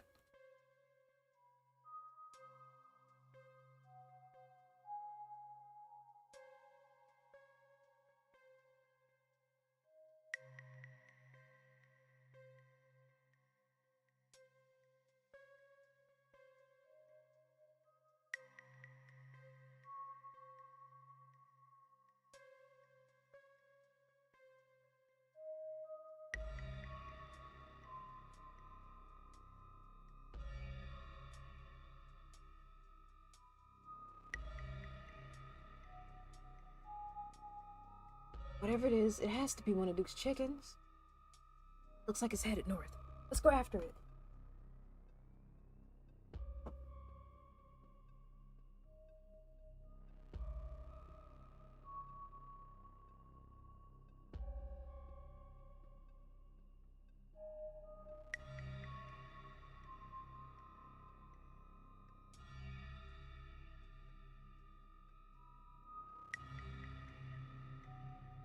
What have you gotten me into?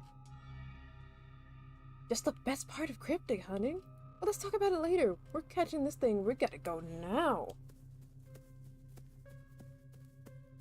Stella sprints into the woods in pursuit, leaving you no choice but to run after her. Gretchen excitedly pulling you along by her leash.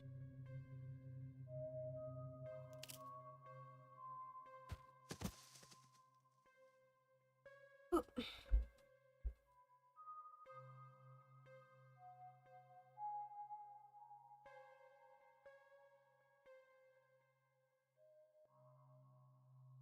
Are you okay? Yeah, I'm alright. I just tripped on something weird. Oh no! That poor thing! It must have been one of Duke's!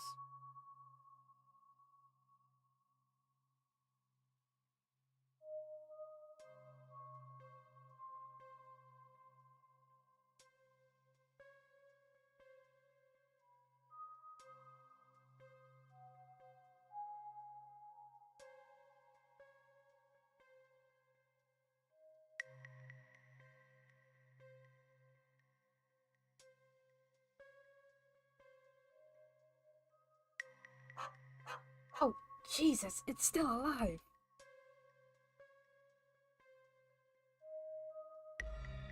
Jesus, Stella, don't go near that. That thing's diseased. Wait, don't worry. I'm not gonna touch it. I have my hands at least. And hey, I'm sorry that this has turned out to be so grisly. I swear that it's normally not like this. You can go home after I film this, if that's what you want.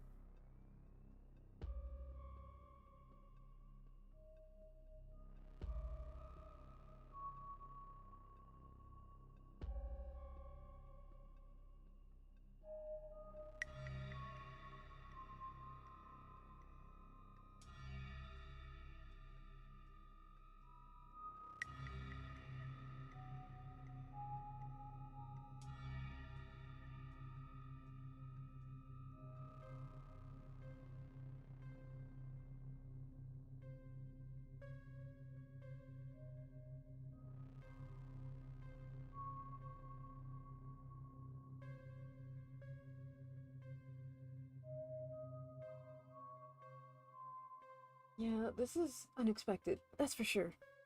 Let me just film this for a second, we can head back. It seems we found one of Duke's chickens, folks, and she's not looking good. I'm hesitant to speculate, but she definitely seems to have some sort of growth under her skin. Could be a tumor, could be something else. Either way, I don't think there's much that can be done for her. Jeez, I'm gonna have to put up some massive content warnings for this video. Hey, you hear that? What in the Sam Hill are you doing out here? Didn't I tell you to... Birdie? Oh, Birdie, what's wrong, darling? Good God. Did y'all see what did this to her?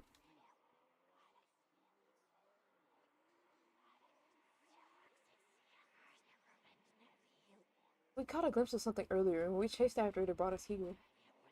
Whatever did this to her, I think we can hear them in the trees. Put that camera away, for God's sake, girl. I don't want to be in another one of your videos. No one needs to see me like this. No one needs to see Birdie like this. You wouldn't put her online, would you? Not when she's like this, all swollen and hurting. Duke, did you hear me? I think they're coming closer. Come out, you sons of bitches. Duke, don't shoot them. We have no idea what'll happen. You hear that, Stella? That ain't the sound of something peace-like. Whatever these things are, they'll pay for what they did to... Come on, you whatever your name is. Grab that flashlight and help me line up a good shot.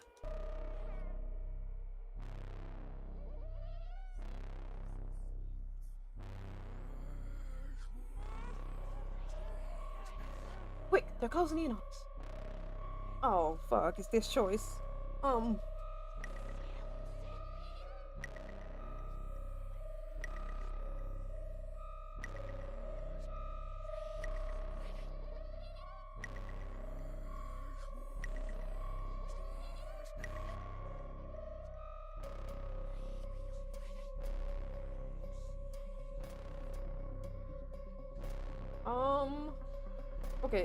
Okay. I like the dog, but realistically, if we don't know what's in these woods, why can't Stella...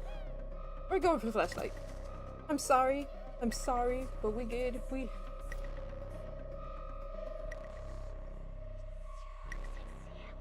The only person with a weapon. I said aim the damn thing. Quick. Perfect. Just graze it, but that should make it pretty easy to track, eh, Stella? Yeah, a blood trail is pretty hard to miss. Guess we know it wasn't mountain lions after all. Also, what? Stella, you saw the dog. You saw me grab for the flashlight. Why would you not grab for Gretchen? Why is this even a choice for me to decide? Though it didn't look like any cryptid I've heard of either. This is gonna be one hell of a video. As your heartbeat settles, you realize Gretchen stopped tugging at her leash. You look down, only to find an empty harness and the paw prints of a runaway dog. Wait, where's Gretchen? Where's my dog? I'm not gonna say that. That's fucked up. She's an animal. No, that was her family. But we also need to be out of here alive.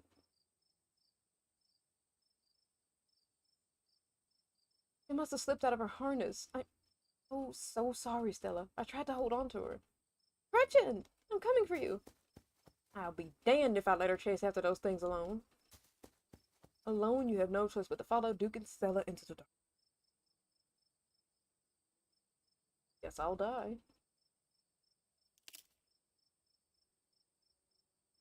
As the dark of the night surrounds you, the sound of a snapping branch cuts into your ears. You're gonna die, you might as well do it on your feet, surrounded by other people, rather than in the woods, alone, by monster or starvation. You steel your nerves and ran after Duke and Stella.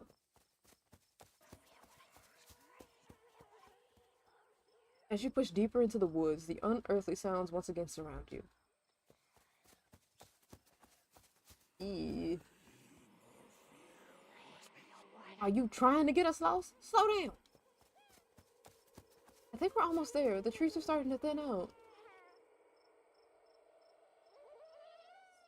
Lord, that smell!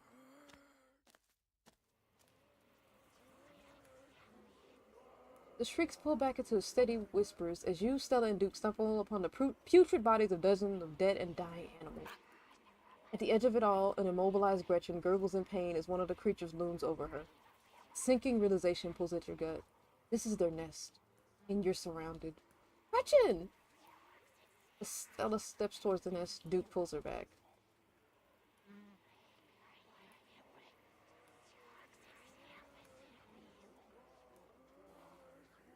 They want us to leave, Stella. We shouldn't be here. We shouldn't have seen any of this. Damn. Damn! Peter's right, Stella. They're circling us because they're protecting their brood. Or whatever it is they've been planting in our animals. We have to get the hell out of here while we still can. Yeah, you're right. But Jesus Christ, I can't leave Gretchen like this. Duke, give me your gun. You're not thinking about. He's my dog, Duke. We can't save her, but I'll be damned if we leave her behind to suffer like the rest of these animals.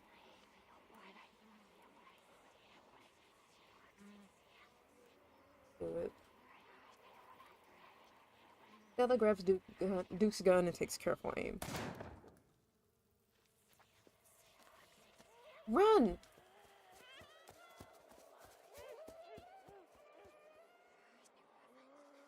As soon as the gun fires, you, Stella, and Duke sprint back through the woods.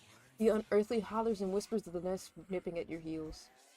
The highest branches of trees and down on the forest floor, they're all around you, casually keeping pace with your all-out sprint. Quick, my truck's down this way.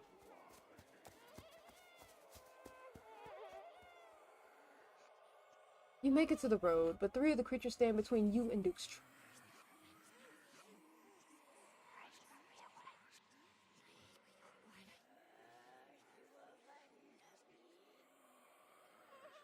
They're protecting their nest. They won't let us leave until you give them Birdie. Hunk's right, dude. Is that what you want? Is this what you want, you sons of bitches? Fine, take her. Take her and leave us be. Get in the truck and let's get the hell out of here. Duke, do we have to take the truck back? I can just walk. Those creatures left. I'll be fine. Stella's... Now's really not the time. Alright, I can do this. Yeah, the fear of being in cars. You squeeze into Duke's tiny 2-seater truck, tucking your legs on either side of the gear shift. Stella stares ahead in silence next to you.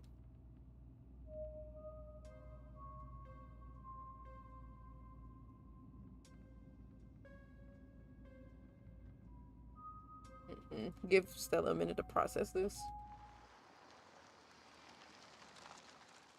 Soon the rumble of gravel beneath the tires gives way to an uneven pavement, and a truck comes to a stop in front of a small cottage. Thanks for taking me home, Duke.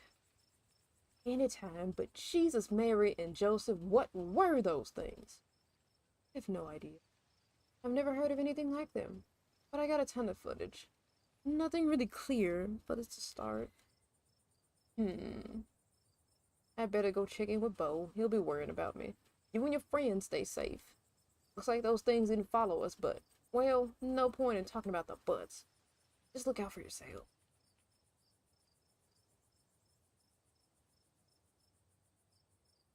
You take me home? Hell no. I ain't your private chauffeur. Stay with Stella tonight. She's got the space, ain't you, girl? Yep, totally. I've got a guest bedroom with a bed and everything. Sheets even. There. Taken care of.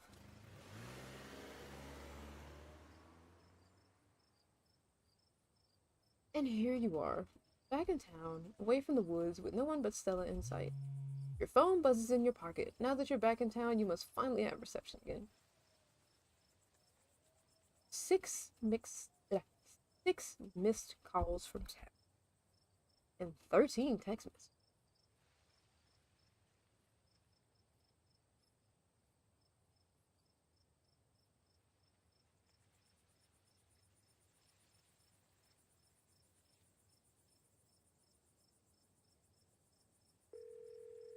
I'm trying to call Tabitha back, but it goes straight to voicemail. Okay, you text Tabitha back and let her know you're okay. The message sits unread. Tabitha seems worried. Pretty late, isn't it? God, what a mess this night's been.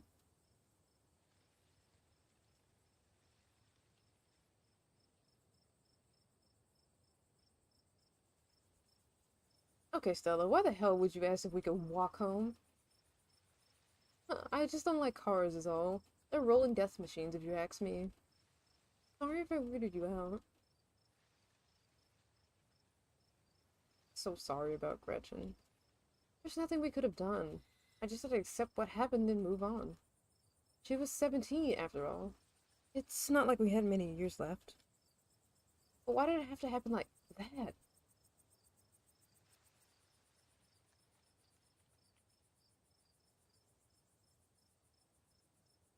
Mm. Oh. It's okay. You don't have to try and make me feel better. What happened happened. It's done. Neither of us needs to go back and relive that moment.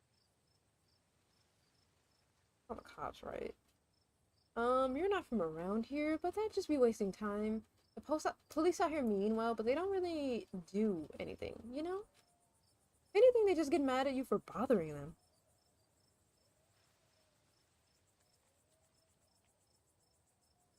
We've got to find out more about those things. The library doesn't open for a while, so any real research will have to wait until the morning. That being said, there is someone in town who might have some useful information. My friend's mom. Her place isn't far. We should head over now before it gets any later. Tabitha's gonna explode.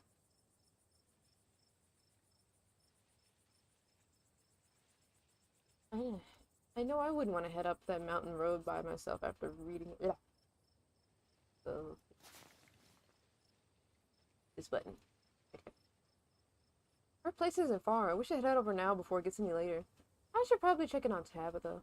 My friend's place is on the way back, and stopping by shouldn't take long. You sure don't want to stop in first? I know I wouldn't want to head up that mountain road by myself after everything was happening. I should really head back. Okay, if you're sure. I won't stop you if that's what you really want. Here's my number. Call me when you get there, okay? And good luck. I'll see you tomorrow?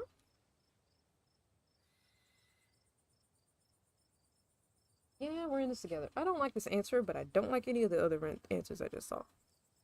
Yeah, we are. Stay safe. You begin the long hike back up to the Scarlet Estate alone. Excuse me. Jesus Christ. I can't eat.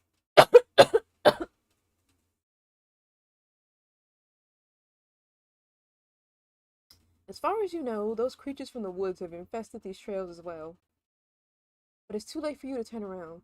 You either make it back to your estate or you won't. Unks. You turn to see a shadowy figure in a miner's jacket starting from the path behind you. You didn't hear it approach. Welcome home. You're finally back where you belong. With Without a word, you turn and bolt away from the figure, sprinting for longer and farther than you thought possible. You've made it. Your salvation in sight, you make a mad dash to the door.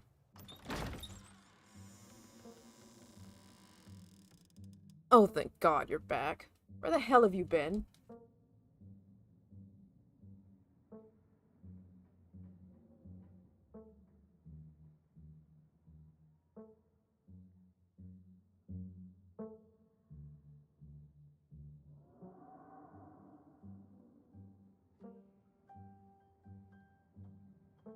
Sorry, I met this girl in town and we wound up really hitting it off. We went on this night hike to find cryptids. Ah, so you met Stella then. Ugh, that explains everything. She's gotten you all worked up. I'm going to bed. I'll see you tomorrow. You tuck me in.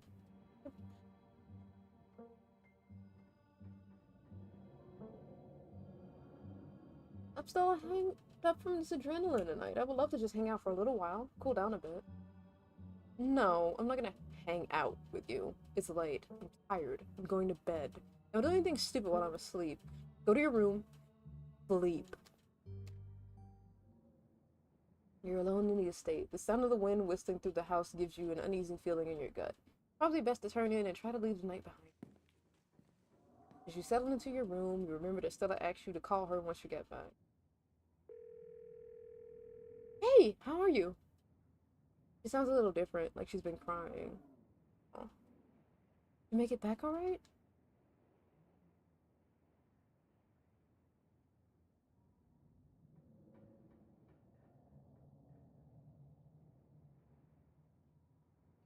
I ran into someone on the way back. A miner, I guess? He knew my name. The whole thing really gave me the heebie-jeebies. Huh, that's weird. I think I have some interesting leads too. We can compare notes tomorrow. Until then, get some rest, alright? I'm glad you're safe. From the relative safety of this uncomfortable bed, the events of the past evening seem like something that happened to someone else. Though you can clearly see the picture. You could clearly picture the terror you felt in those moments. For now, you're safe, and you'll. Eventually, the sun will rise and chase away the monsters, and make them seem like nothing but bad dreams. Maybe tomorrow, if you're lucky, you'll wake up in the normal world and have a boring week in the mountains with your sour-faced cousin. It's a nice thought, but deep down, you can't help but worry that things will only get worse.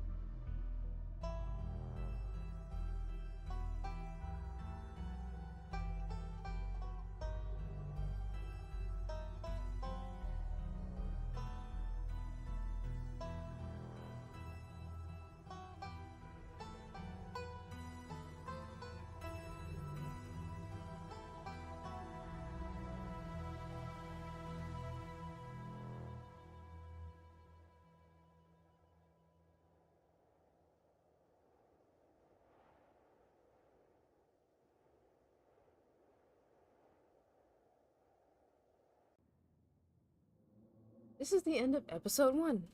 Episode 2 awaits.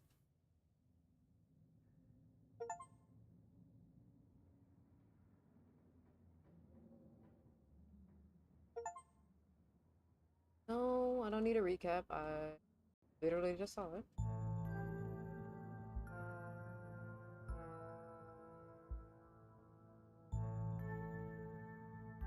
You open your eyes.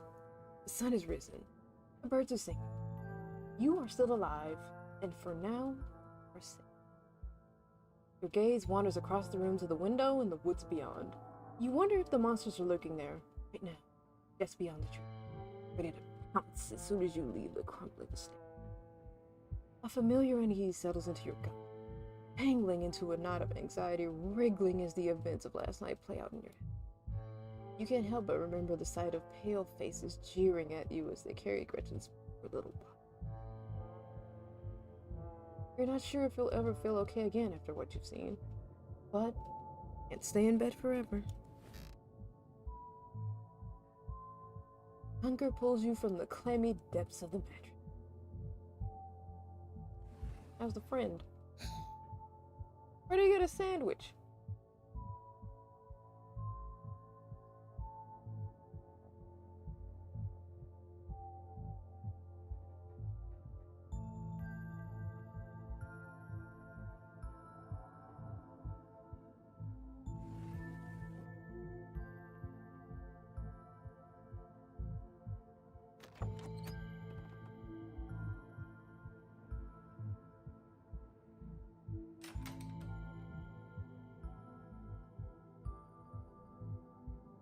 Creep towards the window, careful not to be seen by whatever might be lurking in the garden.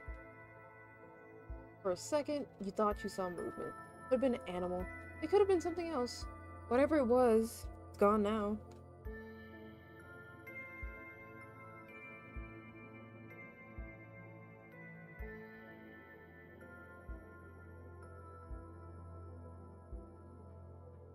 Yeah, perfect.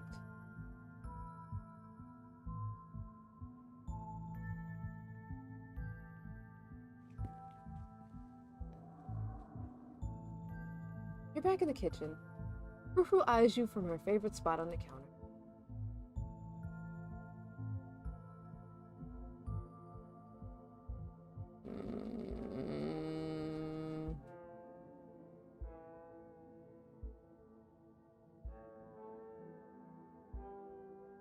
Part of you hopes that fluttery might win her over. As silly as that may seem, you are, after all, talking to a cat. Frou-Frou merely flicks her tail faster. It doesn't look promising.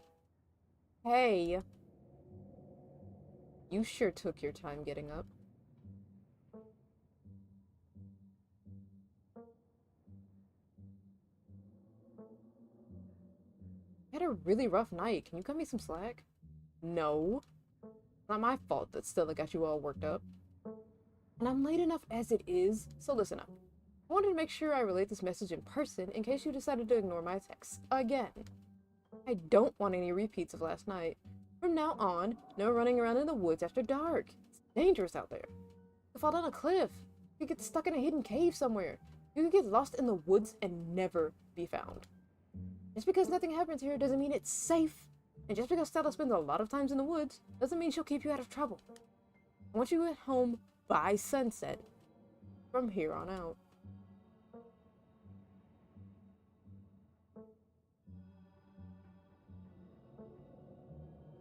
What is up with you and Stella? We just had the history, that's all. I don't need to explain myself to you. Can I hang out with you today then? I don't want to be by myself. At the mines? Oh.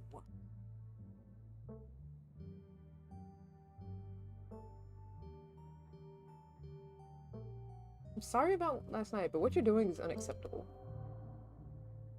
Whatever, just stay out of trouble, and we can deal with this later. I'm late enough as it is. I'm going to work, and I expect to see you here at sunset.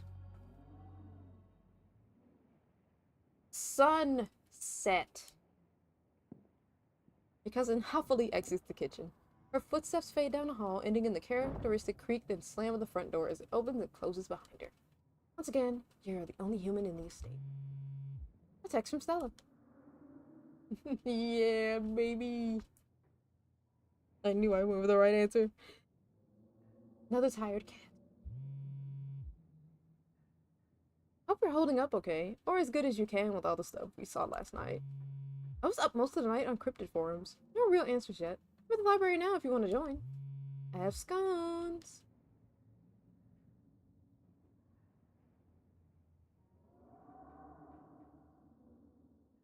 And that's that.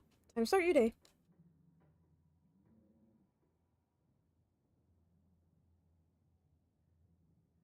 As your eyes wander through the garden door, you shudder, remembering a brief glimpse of something you saw from your upstairs window.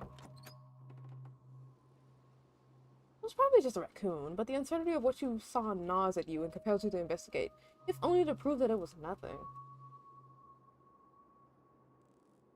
At the very least, you don't see anything now.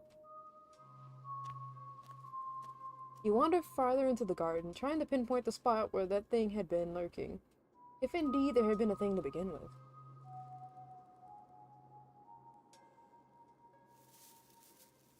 You crouch down, pushing aside greenery to examine the soft earth. A boot print. A big boot print. And what looks like some sort of viscera. Ew. Your thoughts turn to the specter from the night before. You snap a quick photo, just in case it comes in handy later.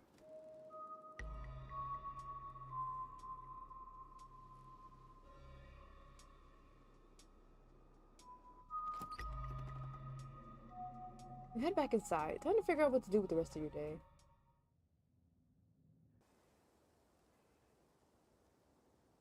The walk back to town is much less pleasant today than it was yesterday, when you didn't yet know that the woods were full of monsters and strange men who know your name.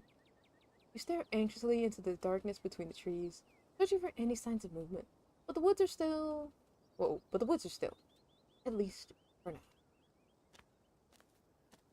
The autumn-tinged mountains, sprawling for miles in every direction, now feel less like beautiful scenery and more like the walls of a cage. Your phone buzzes in your pocket. Look what I found at the library! That she was up all night thinking about the video, adding you to a group text. I'm only here because it's quieter than the store, or was. And I'm trying to figure out what animal that could be. I'm not buying into this harbinger of doom stuff. Or is it harbinger? Harbinger, that's the word. We know what animals they are. They're ditchlings, and they are harbingers of doom. Sounds like they're having fun.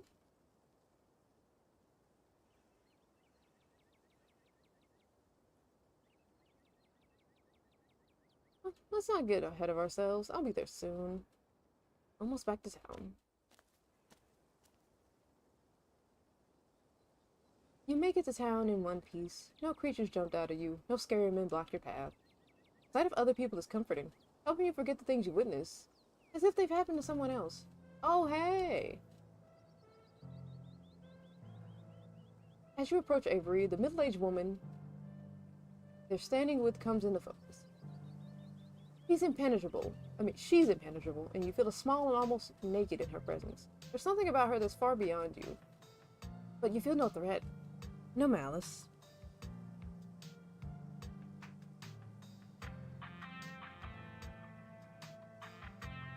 But before you can wrap your head around the strange feeling, it fades, and there's only an average middle-aged woman in front of you.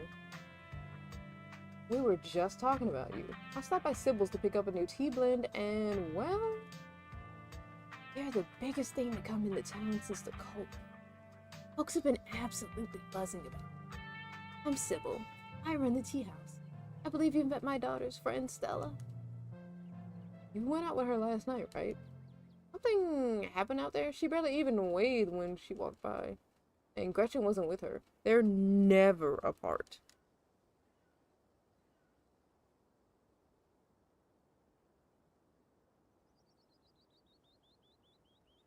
Stella didn't say anything, and it's probably not my place. Okay, I guess that's fair. I hope everything's okay. I'll tell you what. I'm on break for the next half hour. Why don't you swing by the diner if you want to decompress? Winnie can fix you up some of Symbol's new blend. Maybe it'll help you calm down a bit. I think you'll like today's mix. It's chaga and lemon balm. It'll help ease your stress and tension.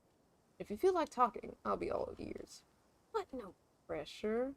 Anyways, it's up to you. See you around. See you, Sybil. Take care now, Avery. I see you're a private person.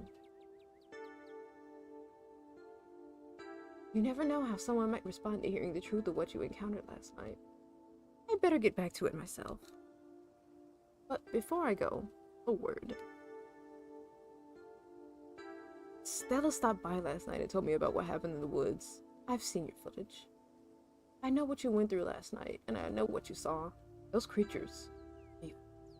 My grandmother called them ditchlings, and they're a terrible omen, a sign of great suffering and destruction to come. I've told Stella and my daughter as much as I know, though I'm afraid that's not very much.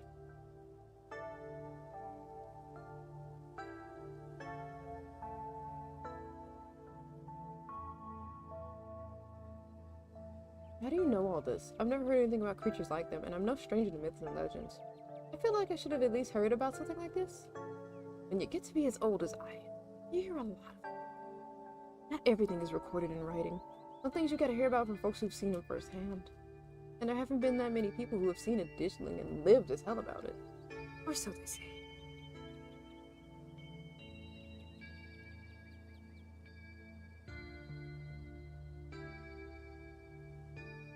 They even go where? These people's whole lives are invested. Their homes, their histories, families. Most of them don't have that kind of money it would take to start new somewhere else. You can try to convince them, but I don't think you'll find it a difficulty.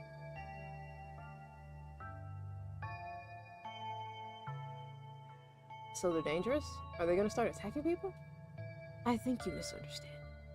They're not dangerous on their own. Think of them more like birds flocking before a storm. They're neither a threat on their own nor the cause of what's to come. Merely a sign that things are not as they should be. What kind of destruction are we talking about here? If there were just one or two, I'd say maybe a bridge collapse, maybe a bad accident. There are many, multiplying like they are. I couldn't.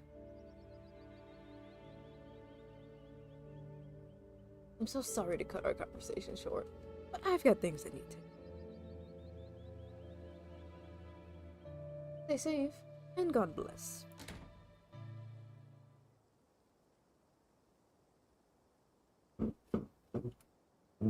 Ugh, I need a new chair. That's so squeaky.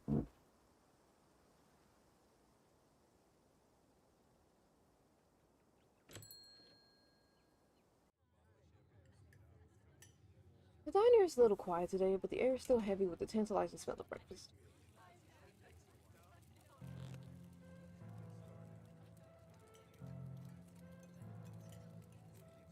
Hey there, stranger. Heard you might need this. Answer to 29 down is oink, by the way. What? Well, the clue is pen sound. How is that a sound a pen makes? Wait, pen like pig pen? Are you kidding me? How am I supposed to guess that? I don't even know why you bother with those things. They're just gonna frustrate you. Just something to do to feel this time, and maybe I should switch to Sudoku. So, thanks for telling me about last night. If you really want to get into the grisly details, you can tell me. I won't judge.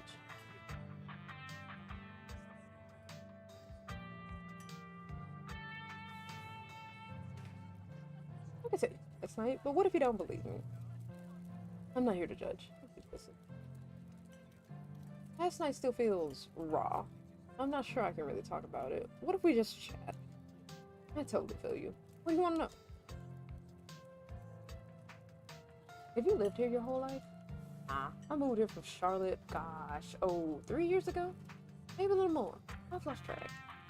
Aunt Winnie offered me a place to stay and a job, and who was I to pass on that sort of generosity? To be honest, it feels like I just moved in. Practically everyone apart from the Cole folks grew up in this town, so it's like I'm the perpetual new kid. Don't get me wrong, folks here are plenty polite and friendly, but there's a shared history I'll never be a part of.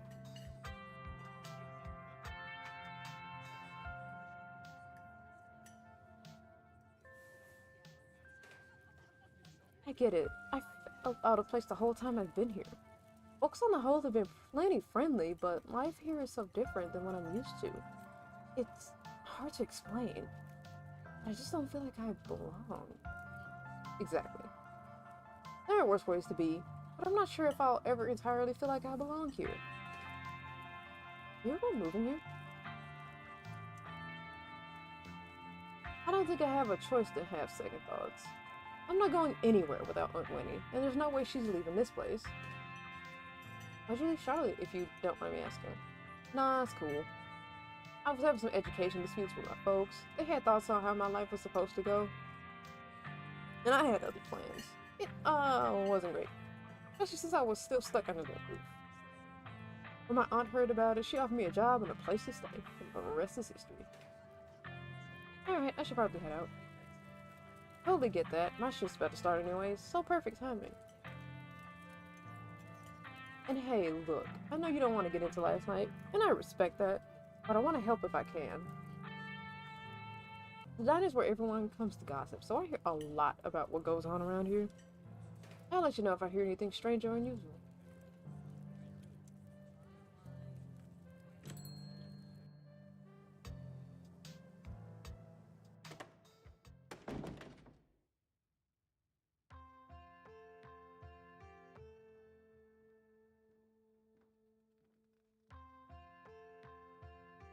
What is the, I've played this game so many times and I don't remember this. What is going on?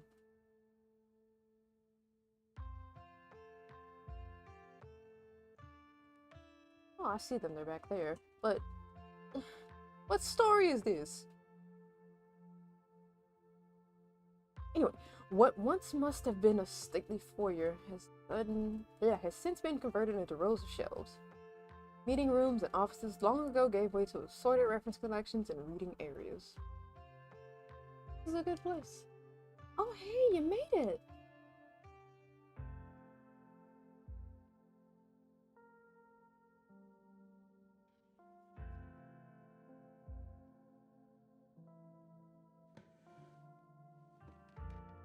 Hey, it's nice to meet in person. I'm Kaneko. Stella filled me in about last night. You made it! Glad you could join us. You look tired.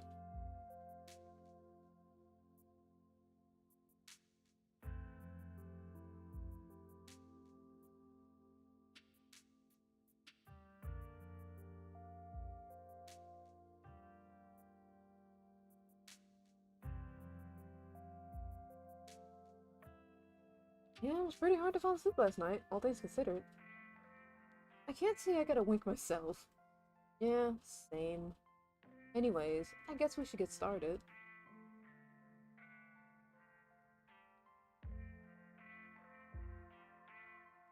Hey, before we dig in, I found something in the garden this morning. These prints were in the bushes with a clear outline with a clear line of sight to my window. Dang, that is creepy. Are you okay? What in the world is that liquid around it? It looks like pus.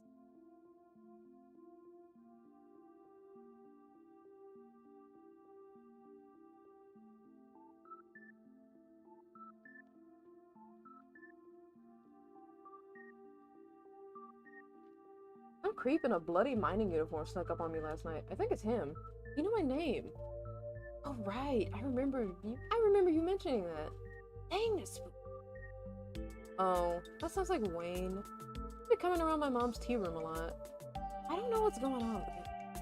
That's really concerning. Let us know if you need somewhere else to stay. I wonder if there's any connection between him and what happened in the woods last night. Like what? I mean, I don't have anything specific, but we do have that whole prophecy of impending doom angle to explore. This follows.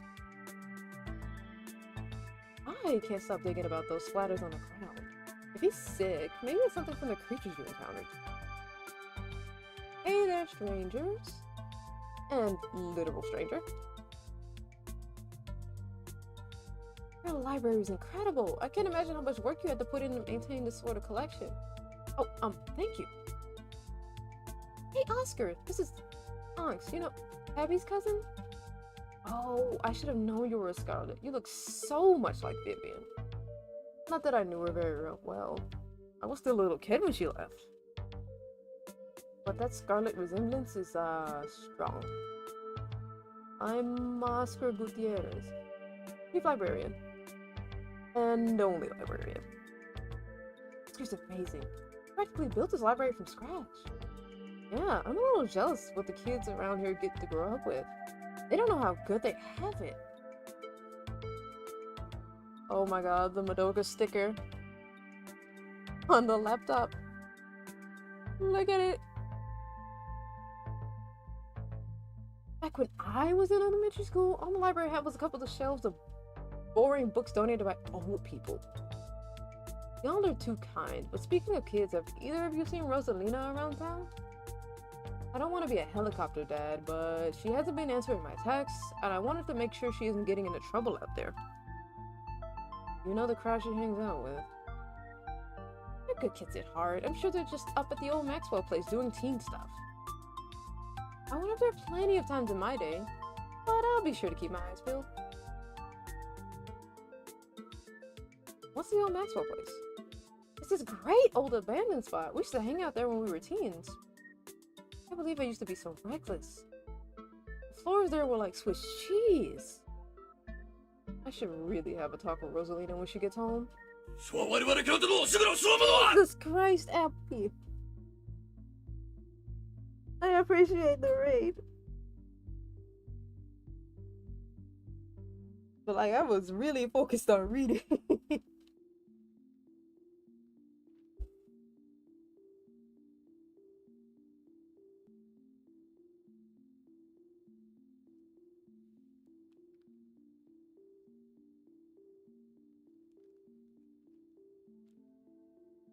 Also, if you're not following Abby right now, what are you doing? Get it together. I gotta figure out how to do the thing with the clips.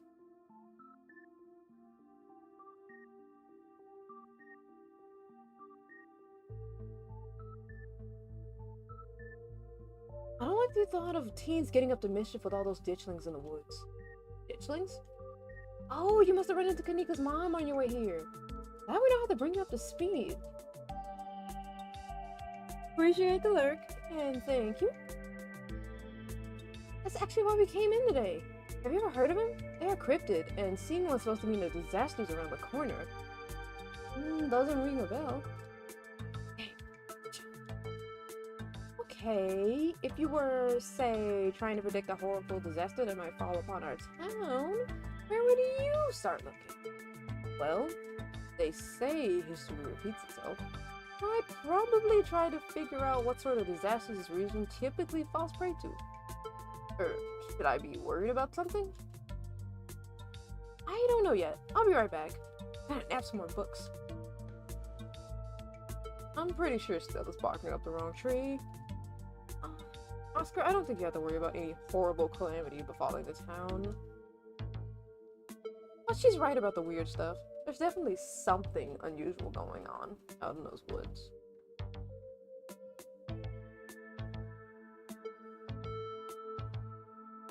If I were you, I would keep my loved ones close in the coming days.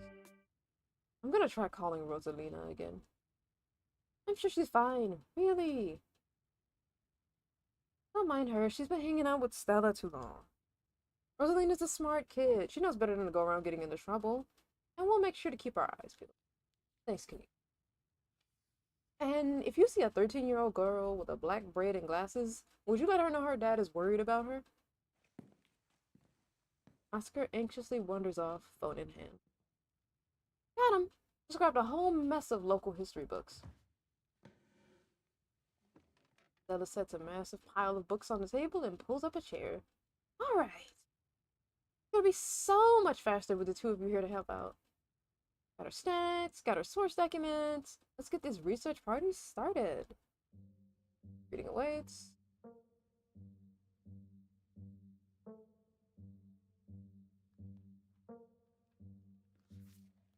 Historical buildings of the Scarlet Hollow. Just the thought of reading a book like this would probably put most people to sleep. But you've got a mystery to solve, and to solve it, you need to know everything there is to know about this town.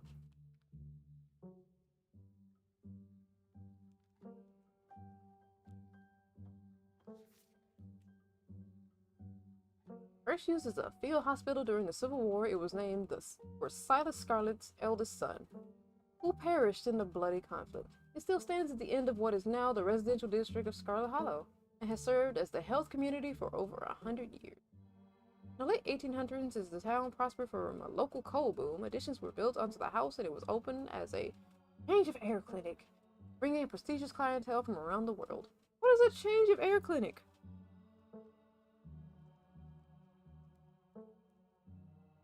They believed the fresh mountain air would do them well, and Scarlet Hollow became a tourist destination for patients of all afflictions. The clinic still operates to this day as a doctor's office and stands as a building of cultural significance.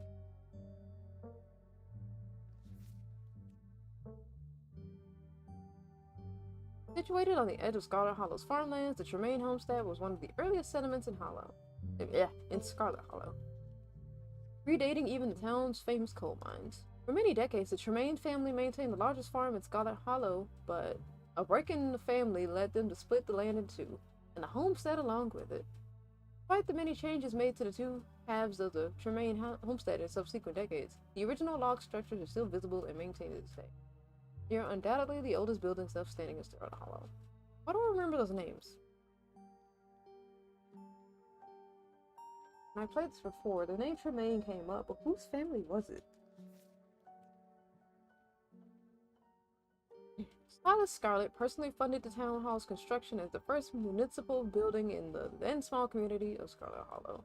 It stood at the end of Main Street since before the Civil War, its white columned edifice withstanding the ravages of the 1860s and continuing to stand to this day. A stunning piece of antebellum architecture. After the town of Scarlet Hollow switched to a dog mayor system, governance in the 1920s, the building has been put into different use, though the upstairs still houses the town archives and the special ceremonial office for year events with the mayor. So the mayor of Scarlet Hollow is a dog.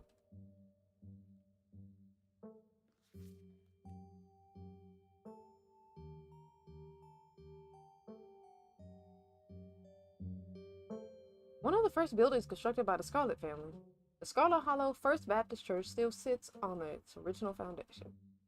Though the building was reconstructed to accommodate the influx of citizens during the Scarlet Hollow's coal boom of the late 1800s. Attendance has dwindled since the infamous mine collapse of 1918, and while the building may have fallen into disrepair, its simple vaulted ceilings still evoke awe in many who Okay, and then we got the coal mines, which Tabitha is currently running. The original mining facility is no longer standing, having been destroyed in the collapse of 1918. Though the new facility, outfitted with all the cutting-edge technologies of the industry, is in itself a fine example of practical construction, the first iteration of the mining camp was a true product of its time, and what few photographs exist are an interesting peek back at a different era. One can still visit the site of the original Scarlet coal mine, though all that remains are a few abandoned tunnels closed off to the public.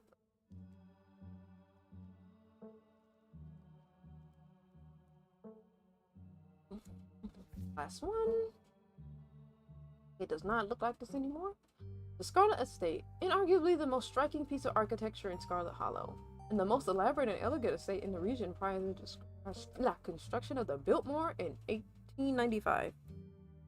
Andrew Jackson Scarlet chose the location to be atop a hill in Scarlet Hollow's geographical center, but it might be seen from the town below. It remains a constant reminder of the family who carved Scarlet Hollow from the wilderness and provided wealth and prosperity to its residents.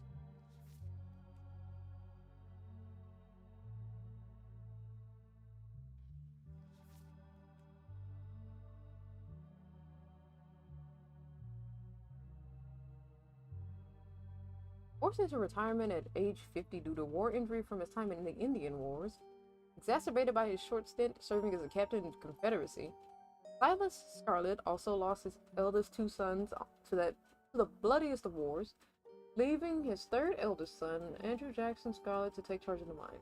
Under his leadership, the mine prospered, undoubtedly in part to the growth of the railroad industry. Managed to evade the coal union for decades, making them one of the most profitable mines in the country. Andrew Scarlet built the surrounding town into what it is today, with expensive stone buildings, a bustling main street, and overseeing it all, the elegant Scarlet Estate that was, until 1895, the largest and finest feat of architecture in the region. How old is this book? That house looks like Swiss cheese now. Culminating in the tragic collapse of 1918, it was found that Charles Shaw, the co-manager of the mine, had loosened security measures to increase the production during World War I, resulting in a fatal collapse and the deaths of 160 men and boys, some as young as 10. These casualties included Andrew Jackson, Scarlett's son Theodore, his brother Enoch V, who had taken over their aging father during the bustle of the war, managed to pull the mine from the brink of ruin, thereby saving his own. Silas Everett Scarlett was born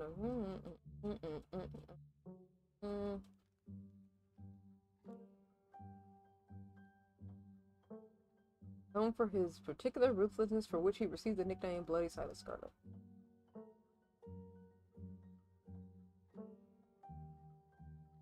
The federal government granted the now Captain Silas a tract of bounty land in exchange for his service in the Indian War, and he settled into the hills of North Carolina in 1814. But it started as a simple log cabin built by Silas's own two hands, occupied by his family of 10. Silas, his wife Mary Joseph Scarlett, and their 8 children.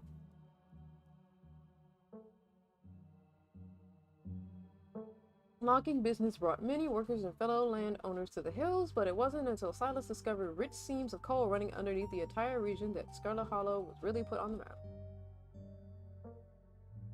He saved what he could and bought the surrounding hillside at a great discount, cleverly hiding what he knew about the land's true value. Thus, he had all the resources to found Scarlet Hollow's now famous coal mine.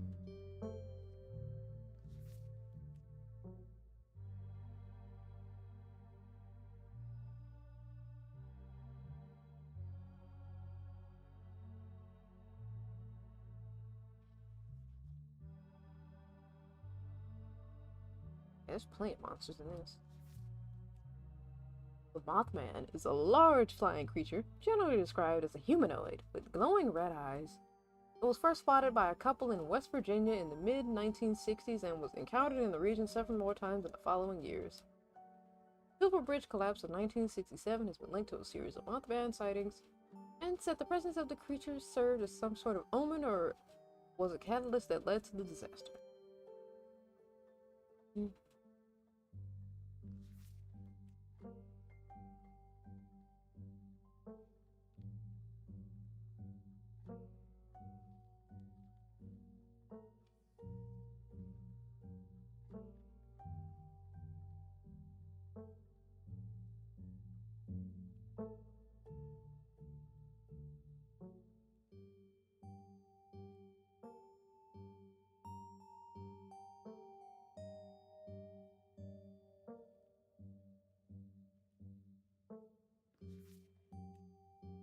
Ooh, what is that? Ginseng, baby.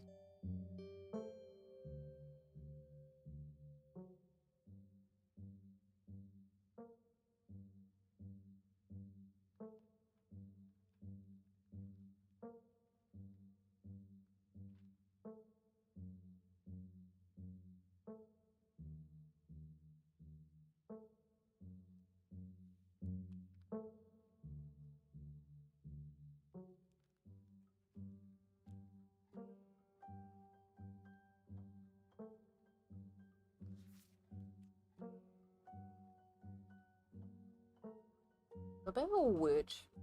Now, where did we just see her? This?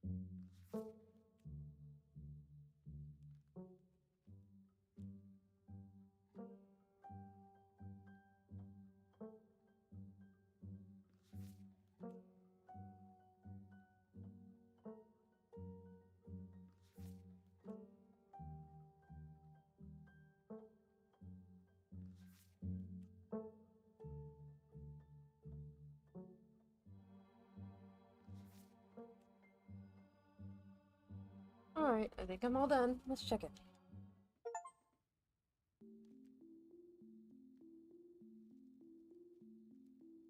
Yeah, trophy. Alright, if we're gonna go with what Kanika's mom told us last night, I think we can rule out any natural disasters. What brought the Ditchlings here. But not nuclear incidents. Looks like our state has a history with those. What about y'all? Find anything? Before you can respond, a handsome black cat leaps onto the table. Stella quickly slams her book shut. Aw, hey, Pixel. You might want to close your book. He loves to rip up any paper he can find.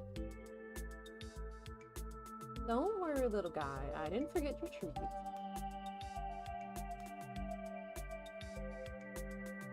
Pixel immediately goes to town on Stella's treat. Sorry if Pixel's bothering y'all. Hopefully he hasn't gobbled up any of your books. I can't stand the thought that people might pay attention to anything that isn't him.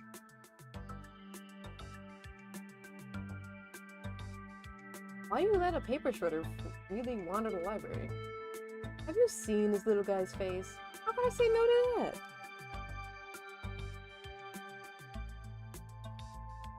Alright, I better get back to shelving. Let me know if y'all need anything.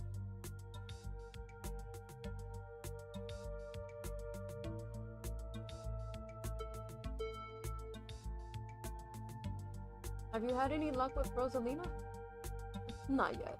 I knew a team would be a handful, but I didn't think it'd happen overnight. I'll probably head out once you're all done and check in on her usual haunts.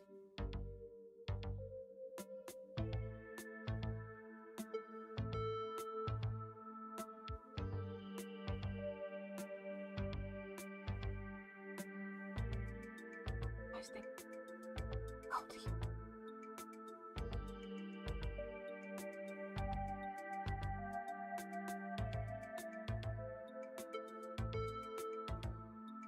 Folks here.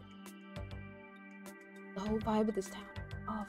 It feels like folks are hiding. Or maybe people here just aren't used to strangers.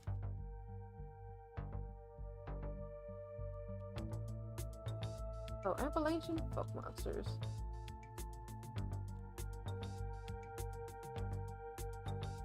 Swampus counts kind of sound like they could be mountain lions.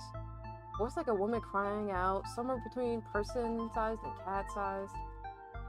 Definitely, they are 100% mountain lions. Anika, you know there are no mountain lions up here. I thought you were supposed to be a skeptic. But the myths are old, right? Mountain lions didn't exist in the Appalachians that long ago. Those legends just haven't died off yet. Almost every cryptid can be tracked down to either a hoax or someone getting confused about a perfectly normal animal. Sometimes both. Bigfoot, for instance, started as a prank.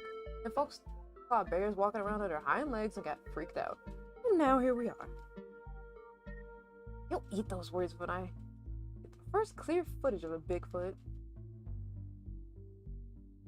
If you manage that, I will print out a piece of paper that says Bigfoot isn't real and literally eat it. I promise. Holding you to it.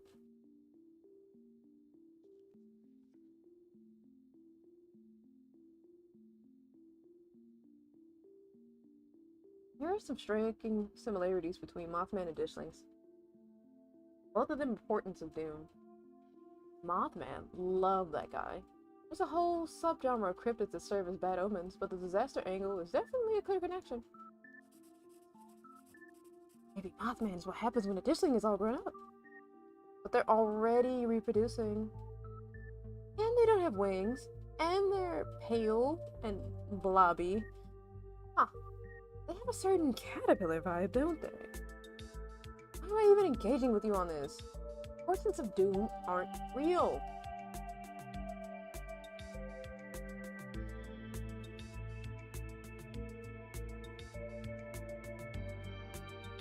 Why is the Jersey Devil even in this book? The Pine Barrens are specifically not in Appalachia? Is this cool? The Jersey Devil is kind of like the granddaddy of North American cryptids, and it's kind of close to Appalachia.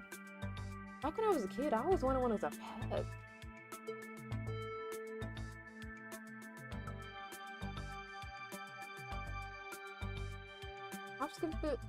Hopkinsville goblins were silvery, small, and traveled in a pack.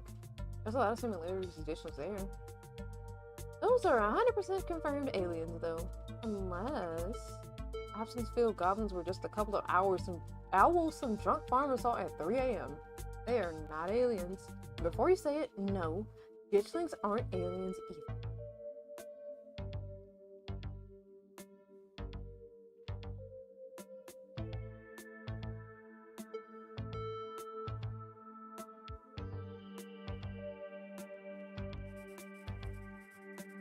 Doesn't matter if the goblins were actually aliens. Doesn't matter if ditchlings are aliens. What matters are the similarities between them.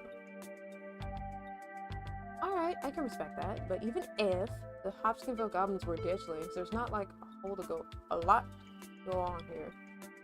And that's a big if. They probably rule out the whole Portent of Doom thing. I'm already ruling that out. I've never heard of jinxing babies before this. Oh yeah, that myth is pretty buried.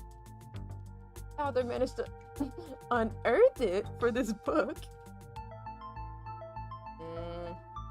Get it? But seriously, whoever wrote this book definitely stretched things out so they could include some of their favorite stuff. Like how the Jersey Devil is in it. Have you seen what ginseng roots look like though? Creepy stuff. Creepy, but incapable of screaming. Yeah, that's one of those things that even I don't like.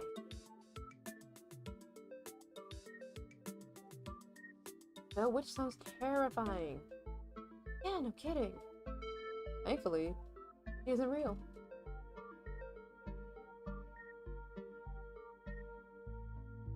My mom used to tell me that Talipo story back when I was little. I can't believe I forgot that one. It scared me so bad I didn't eat soup for years. I thought a monster might try and dig out of my stomach if I did. I love that one. There's this old chimney in the woods that I used to think was the chimney from the Talipo.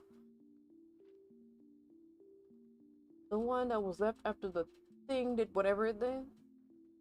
Now I know that's just because chimneys don't burn down and wooden houses do. That doesn't mean it's not the chimney from the Talipo. I've camped out there a couple of times and I've seen some pretty spooky stuff. Yeah, I watched that video. You saw raccoons. You're gonna get rabies one of these days, chasing after wildlife like that. What can I say? I like to live on the edge.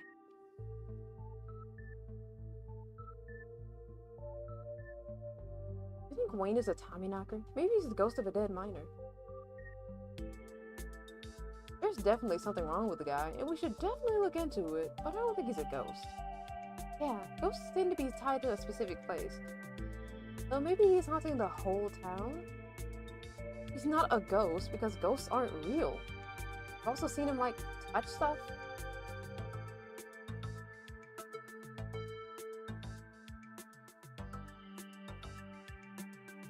Oh my god, you read that? That book was assigned as punishment if we misbehaved in school. It's an excellent sleep aid. NyQuil and melatonin have nothing on historical buildings of Scarlet Hollow. Rumor has it that nobody has read it from cover to cover. You guys are missing out. That's one of my favorite books here. Such rich history. Guess we're just kindred spirits.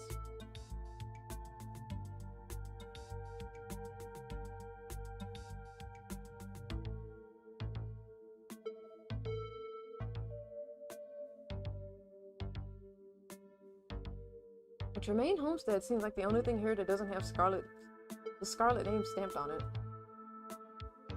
Yeah, I think they've been around these parts even longer than your family, though. They're the Tremaines and the Callaways now. They literally split their farmhouse in half over that schism. Duke's actually on the Callaway side of the family. It was Duke, that's who it is. He and Bo are the last two left.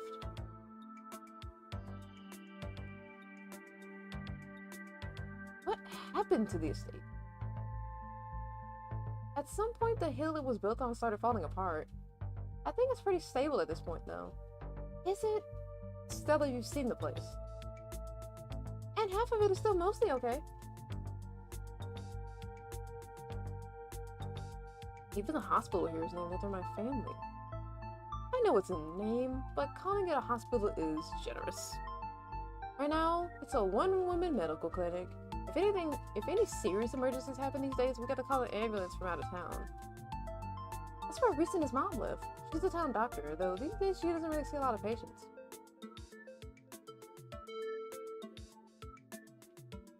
Why don't people go to church here? We just never really had a good pastor around these parts. Not as long as I have been around, at least. And I'm not really much of a church person anyway. Who has the time? The building gives off weird vibes, too. And not in a fun, haunted way. Bella, when were you going to tell me the mayor's a dog? Darn, I'd hoped it'd be a surprise. Scarlet Hollow hasn't had a human mayor since the 1920s. Yeah, if you were hoping the mayor might be able to help us out here, you're out of luck. What about the coal mines here? I get cold sweats just thinking about being in a place like that. Feel for the guys who work up there. I could never. Speak for yourself. I love a good crevasse.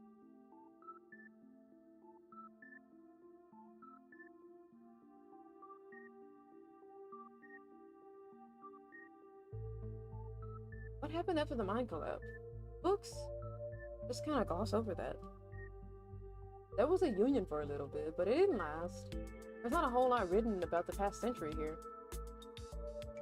Yeah, the Scarlet Hollow mine isn't exactly the most ethically run business. No offense or anything, I'm sure Tabby runs the mines better than Charles Shaw did. Still hasn't let the union in though. There is a reason she and I don't talk. Excuse me. History tends to be written by winners. Maybe there's more to Charles Shaw's story than these dusty old books are letting on. Normally I'd be inclined to agree with you there, but we're talking about an old-timey coal boss. I'd be shocked if he wasn't just cutting corners. Does make a fair point. Shaw was certainly a problematic figure, but there might be other details that were lost to time. Sure, but the guy was run out of town on a rail. And that's not a figure of speech. Back then they actually tied you to a rail and ran you out of town. The big mural of it on the far wall. That's what that was when we came into the library. You got off easy if you ask me.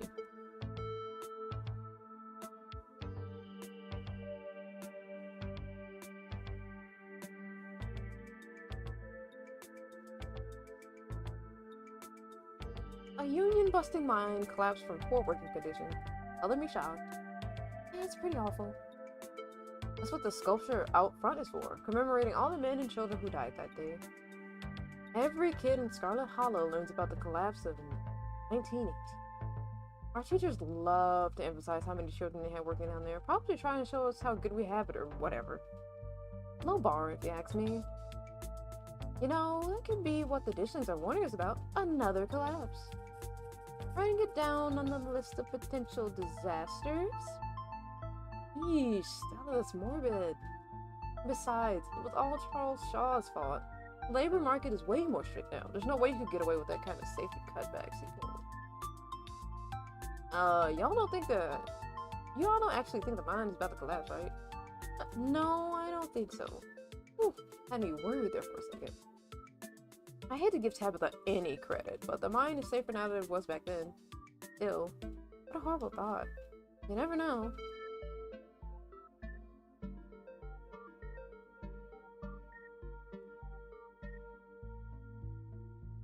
I'm not sure I agree with the collapse angle, but the mines seem important. The whole town is built around them. Oh, so sick.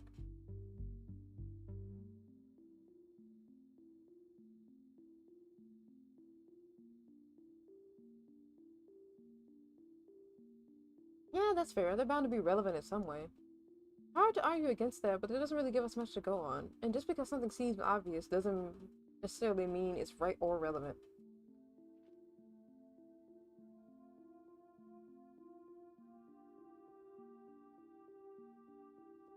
Stella, what was that you were saying about nuclear incidents? You were talking about the Goldsboro thing, right? Yeah, apparently in the 60s, a B-52 carrying a live warhead broke up mid-air and dropped a couple of bombs. Fascinating bit of history there. The first of the two bombs landed upright after its parachute got caught in a tree. Thankfully, it didn't go off. At the same time, the government claimed that the bomb was unarmed, but it later came out that the only thing preventing the detonation was a single electrical switch which failed to trigger on descent. And 60 years later, the second bomb still hasn't been recovered. Right? Conventional explosion disintegrated in midair, but most of the nuclear material was made unrecoverable by flooding. If I remember correctly, they just buried it and sealed it up.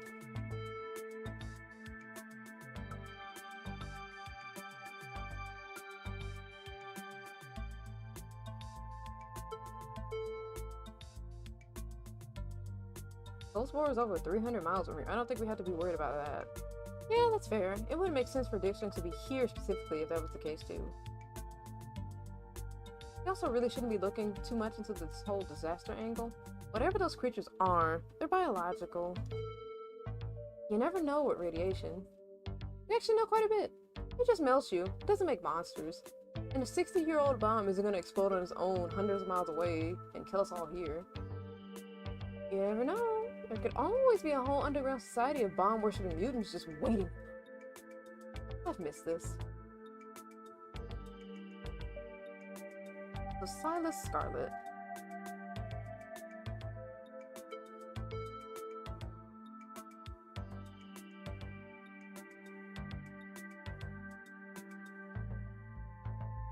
What a revisionist biography. Really glosses over all the war crimes to paint a picture of a self-made man. It's a perfect example of why you should use multiple sources for your research instead of trusting the first thing you read on a subject. Yep, dude was a monster. How are you related to him?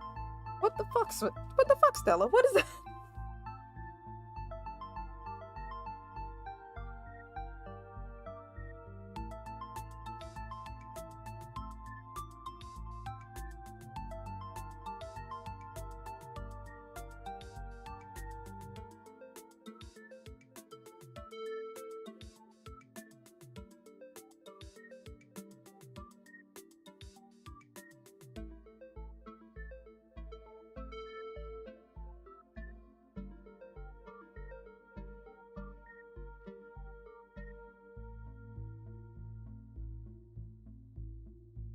The mines are the obvious common thread between everything we've researched, between Wayne, the old collapse, the fact that the whole town's practically built around them. They're the smartest place to start our investigation. Idea, there's an awful lot of mine-related stuff in my notes. We could poke around, find out if anyone's seen anything weird. Just to clarify, you two are suggesting we go to question some of the miners, right? We're not poking around unprepared in the actual mines, right? Right? Yeah, totally, 100%. I would never. We don't even have to have a good reason to go down there. Good. Keep it that way. You know how I feel about mines. I promise, Neeks. We're just gonna question some of the miners. And if that question gives us a good reason to poke around, say a cool abandoned coal mine, then we'll cross that bridge when we come to it. You can cross that bridge when we come to it.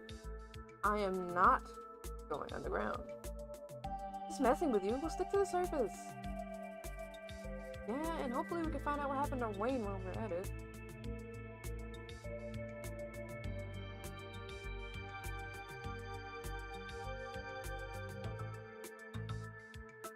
Maybe Tabitha can help us out. Huh, no. I don't think she'd be super jazzed seeing any of us snooping around the mines. I can't imagine what she'd do if we actually bother her while she's trying to run the place. She does get a little grumpy when she's at work. She gets grumpy at work. I'm pretty sure snark is what the girl's baseline level of resistance is. Chatting over dinner might be a better way to get to know her. If you're okay with eating box mac and cheese. We can sneak around the mines, no problem. I'll make sure to keep my eyes peeled for her. She won't even know we're there. Ooh. See, I'm not doing that. Because I don't know a thing about these mines. Means I don't know what's dangerous and what's not. So when we go, I am going to have an ace in the hole. And whoever's going to be mad will just have to be mad.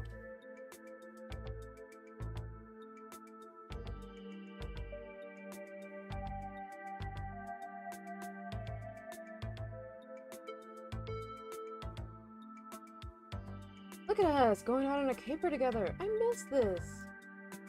Missed it too. I mean, sure, it's not under the best circumstances, but I've been so wrapped up in running the store, I didn't realize how much I miss being able to hang out with you. Oh, there is something missing. Reese. I really miss that dude. I can't believe how long it's been since we've seen each other. Have you seen him lately? Nope. I've tried to plan stuff and he's been too sick. I didn't realize it was getting so bad. Oh god. You know, we could just pop over and surprise him. He seemed excited to meet you. Maybe we'll finally get him to leave his little cave. Oh yeah, let's do it. Alright, let's roll out. See ya, Oscar. We'll let you know if we run into Rosalina. Thanks, guys. I'll keep y'all posted.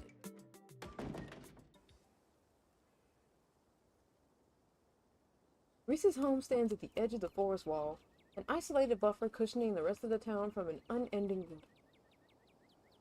Unlike several of the other interesting historical buildings of Scarlet Hollow, this one still looks like it mostly did in the book.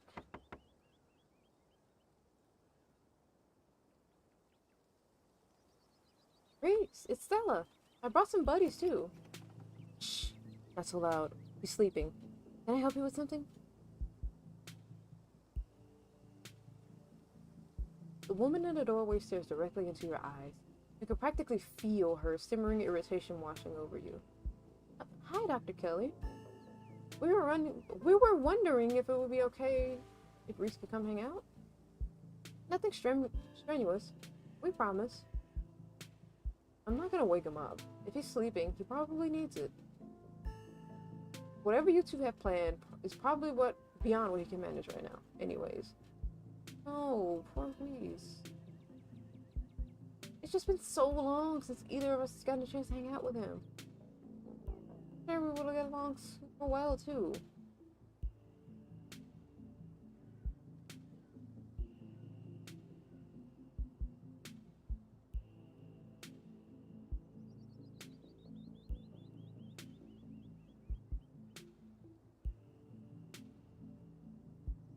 Done a really good job maintaining this place.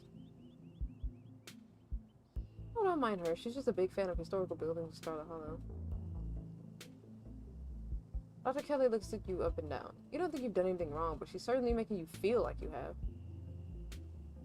Reese's mom turns back to the house, sighing. Sorry, I know that was a little rude. You just want to hang out with Reese, and he misses both of you, too.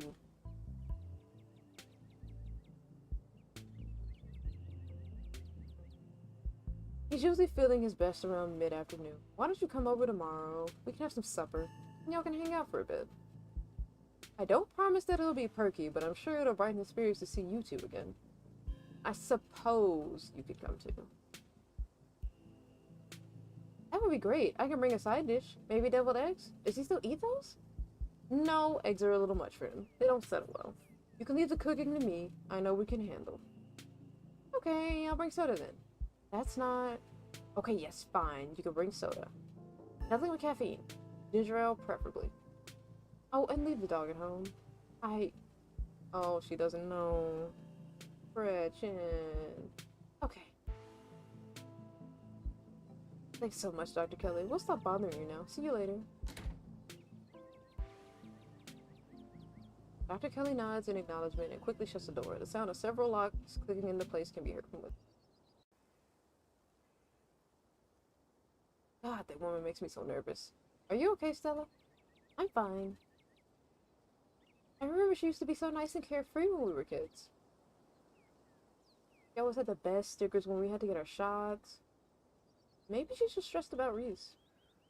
Or maybe she's just nice to kids. Either way, I guess it's just the three of us. Gonna drive? Yeah, sorry, I don't like the thought of going up there without the van. Well, I'll take my shortcut then. It shouldn't take me long to get there. You're welcome to tag along. Don't worry. I won't be offended if you rather ride with Kanika. I'm sure you'll probably get sick of the woods. Actually, I think every time I play, I get a ride in a car. This time we're actually gonna walk with Stella.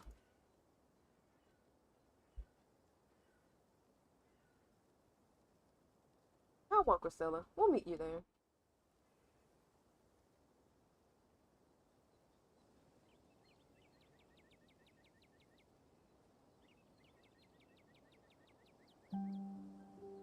Hey, thanks for coming along with me.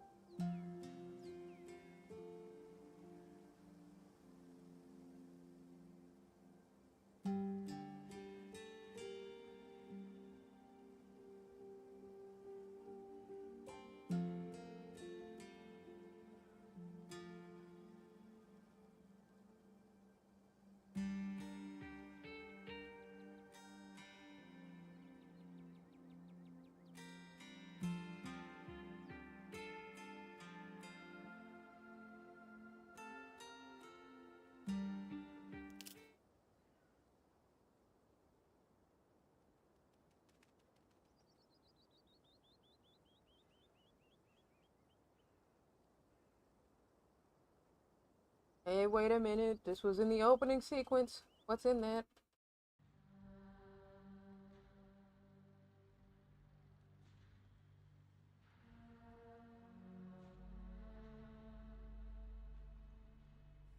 Alright.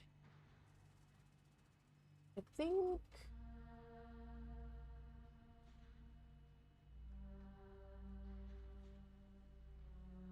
this is a good stopping point for me.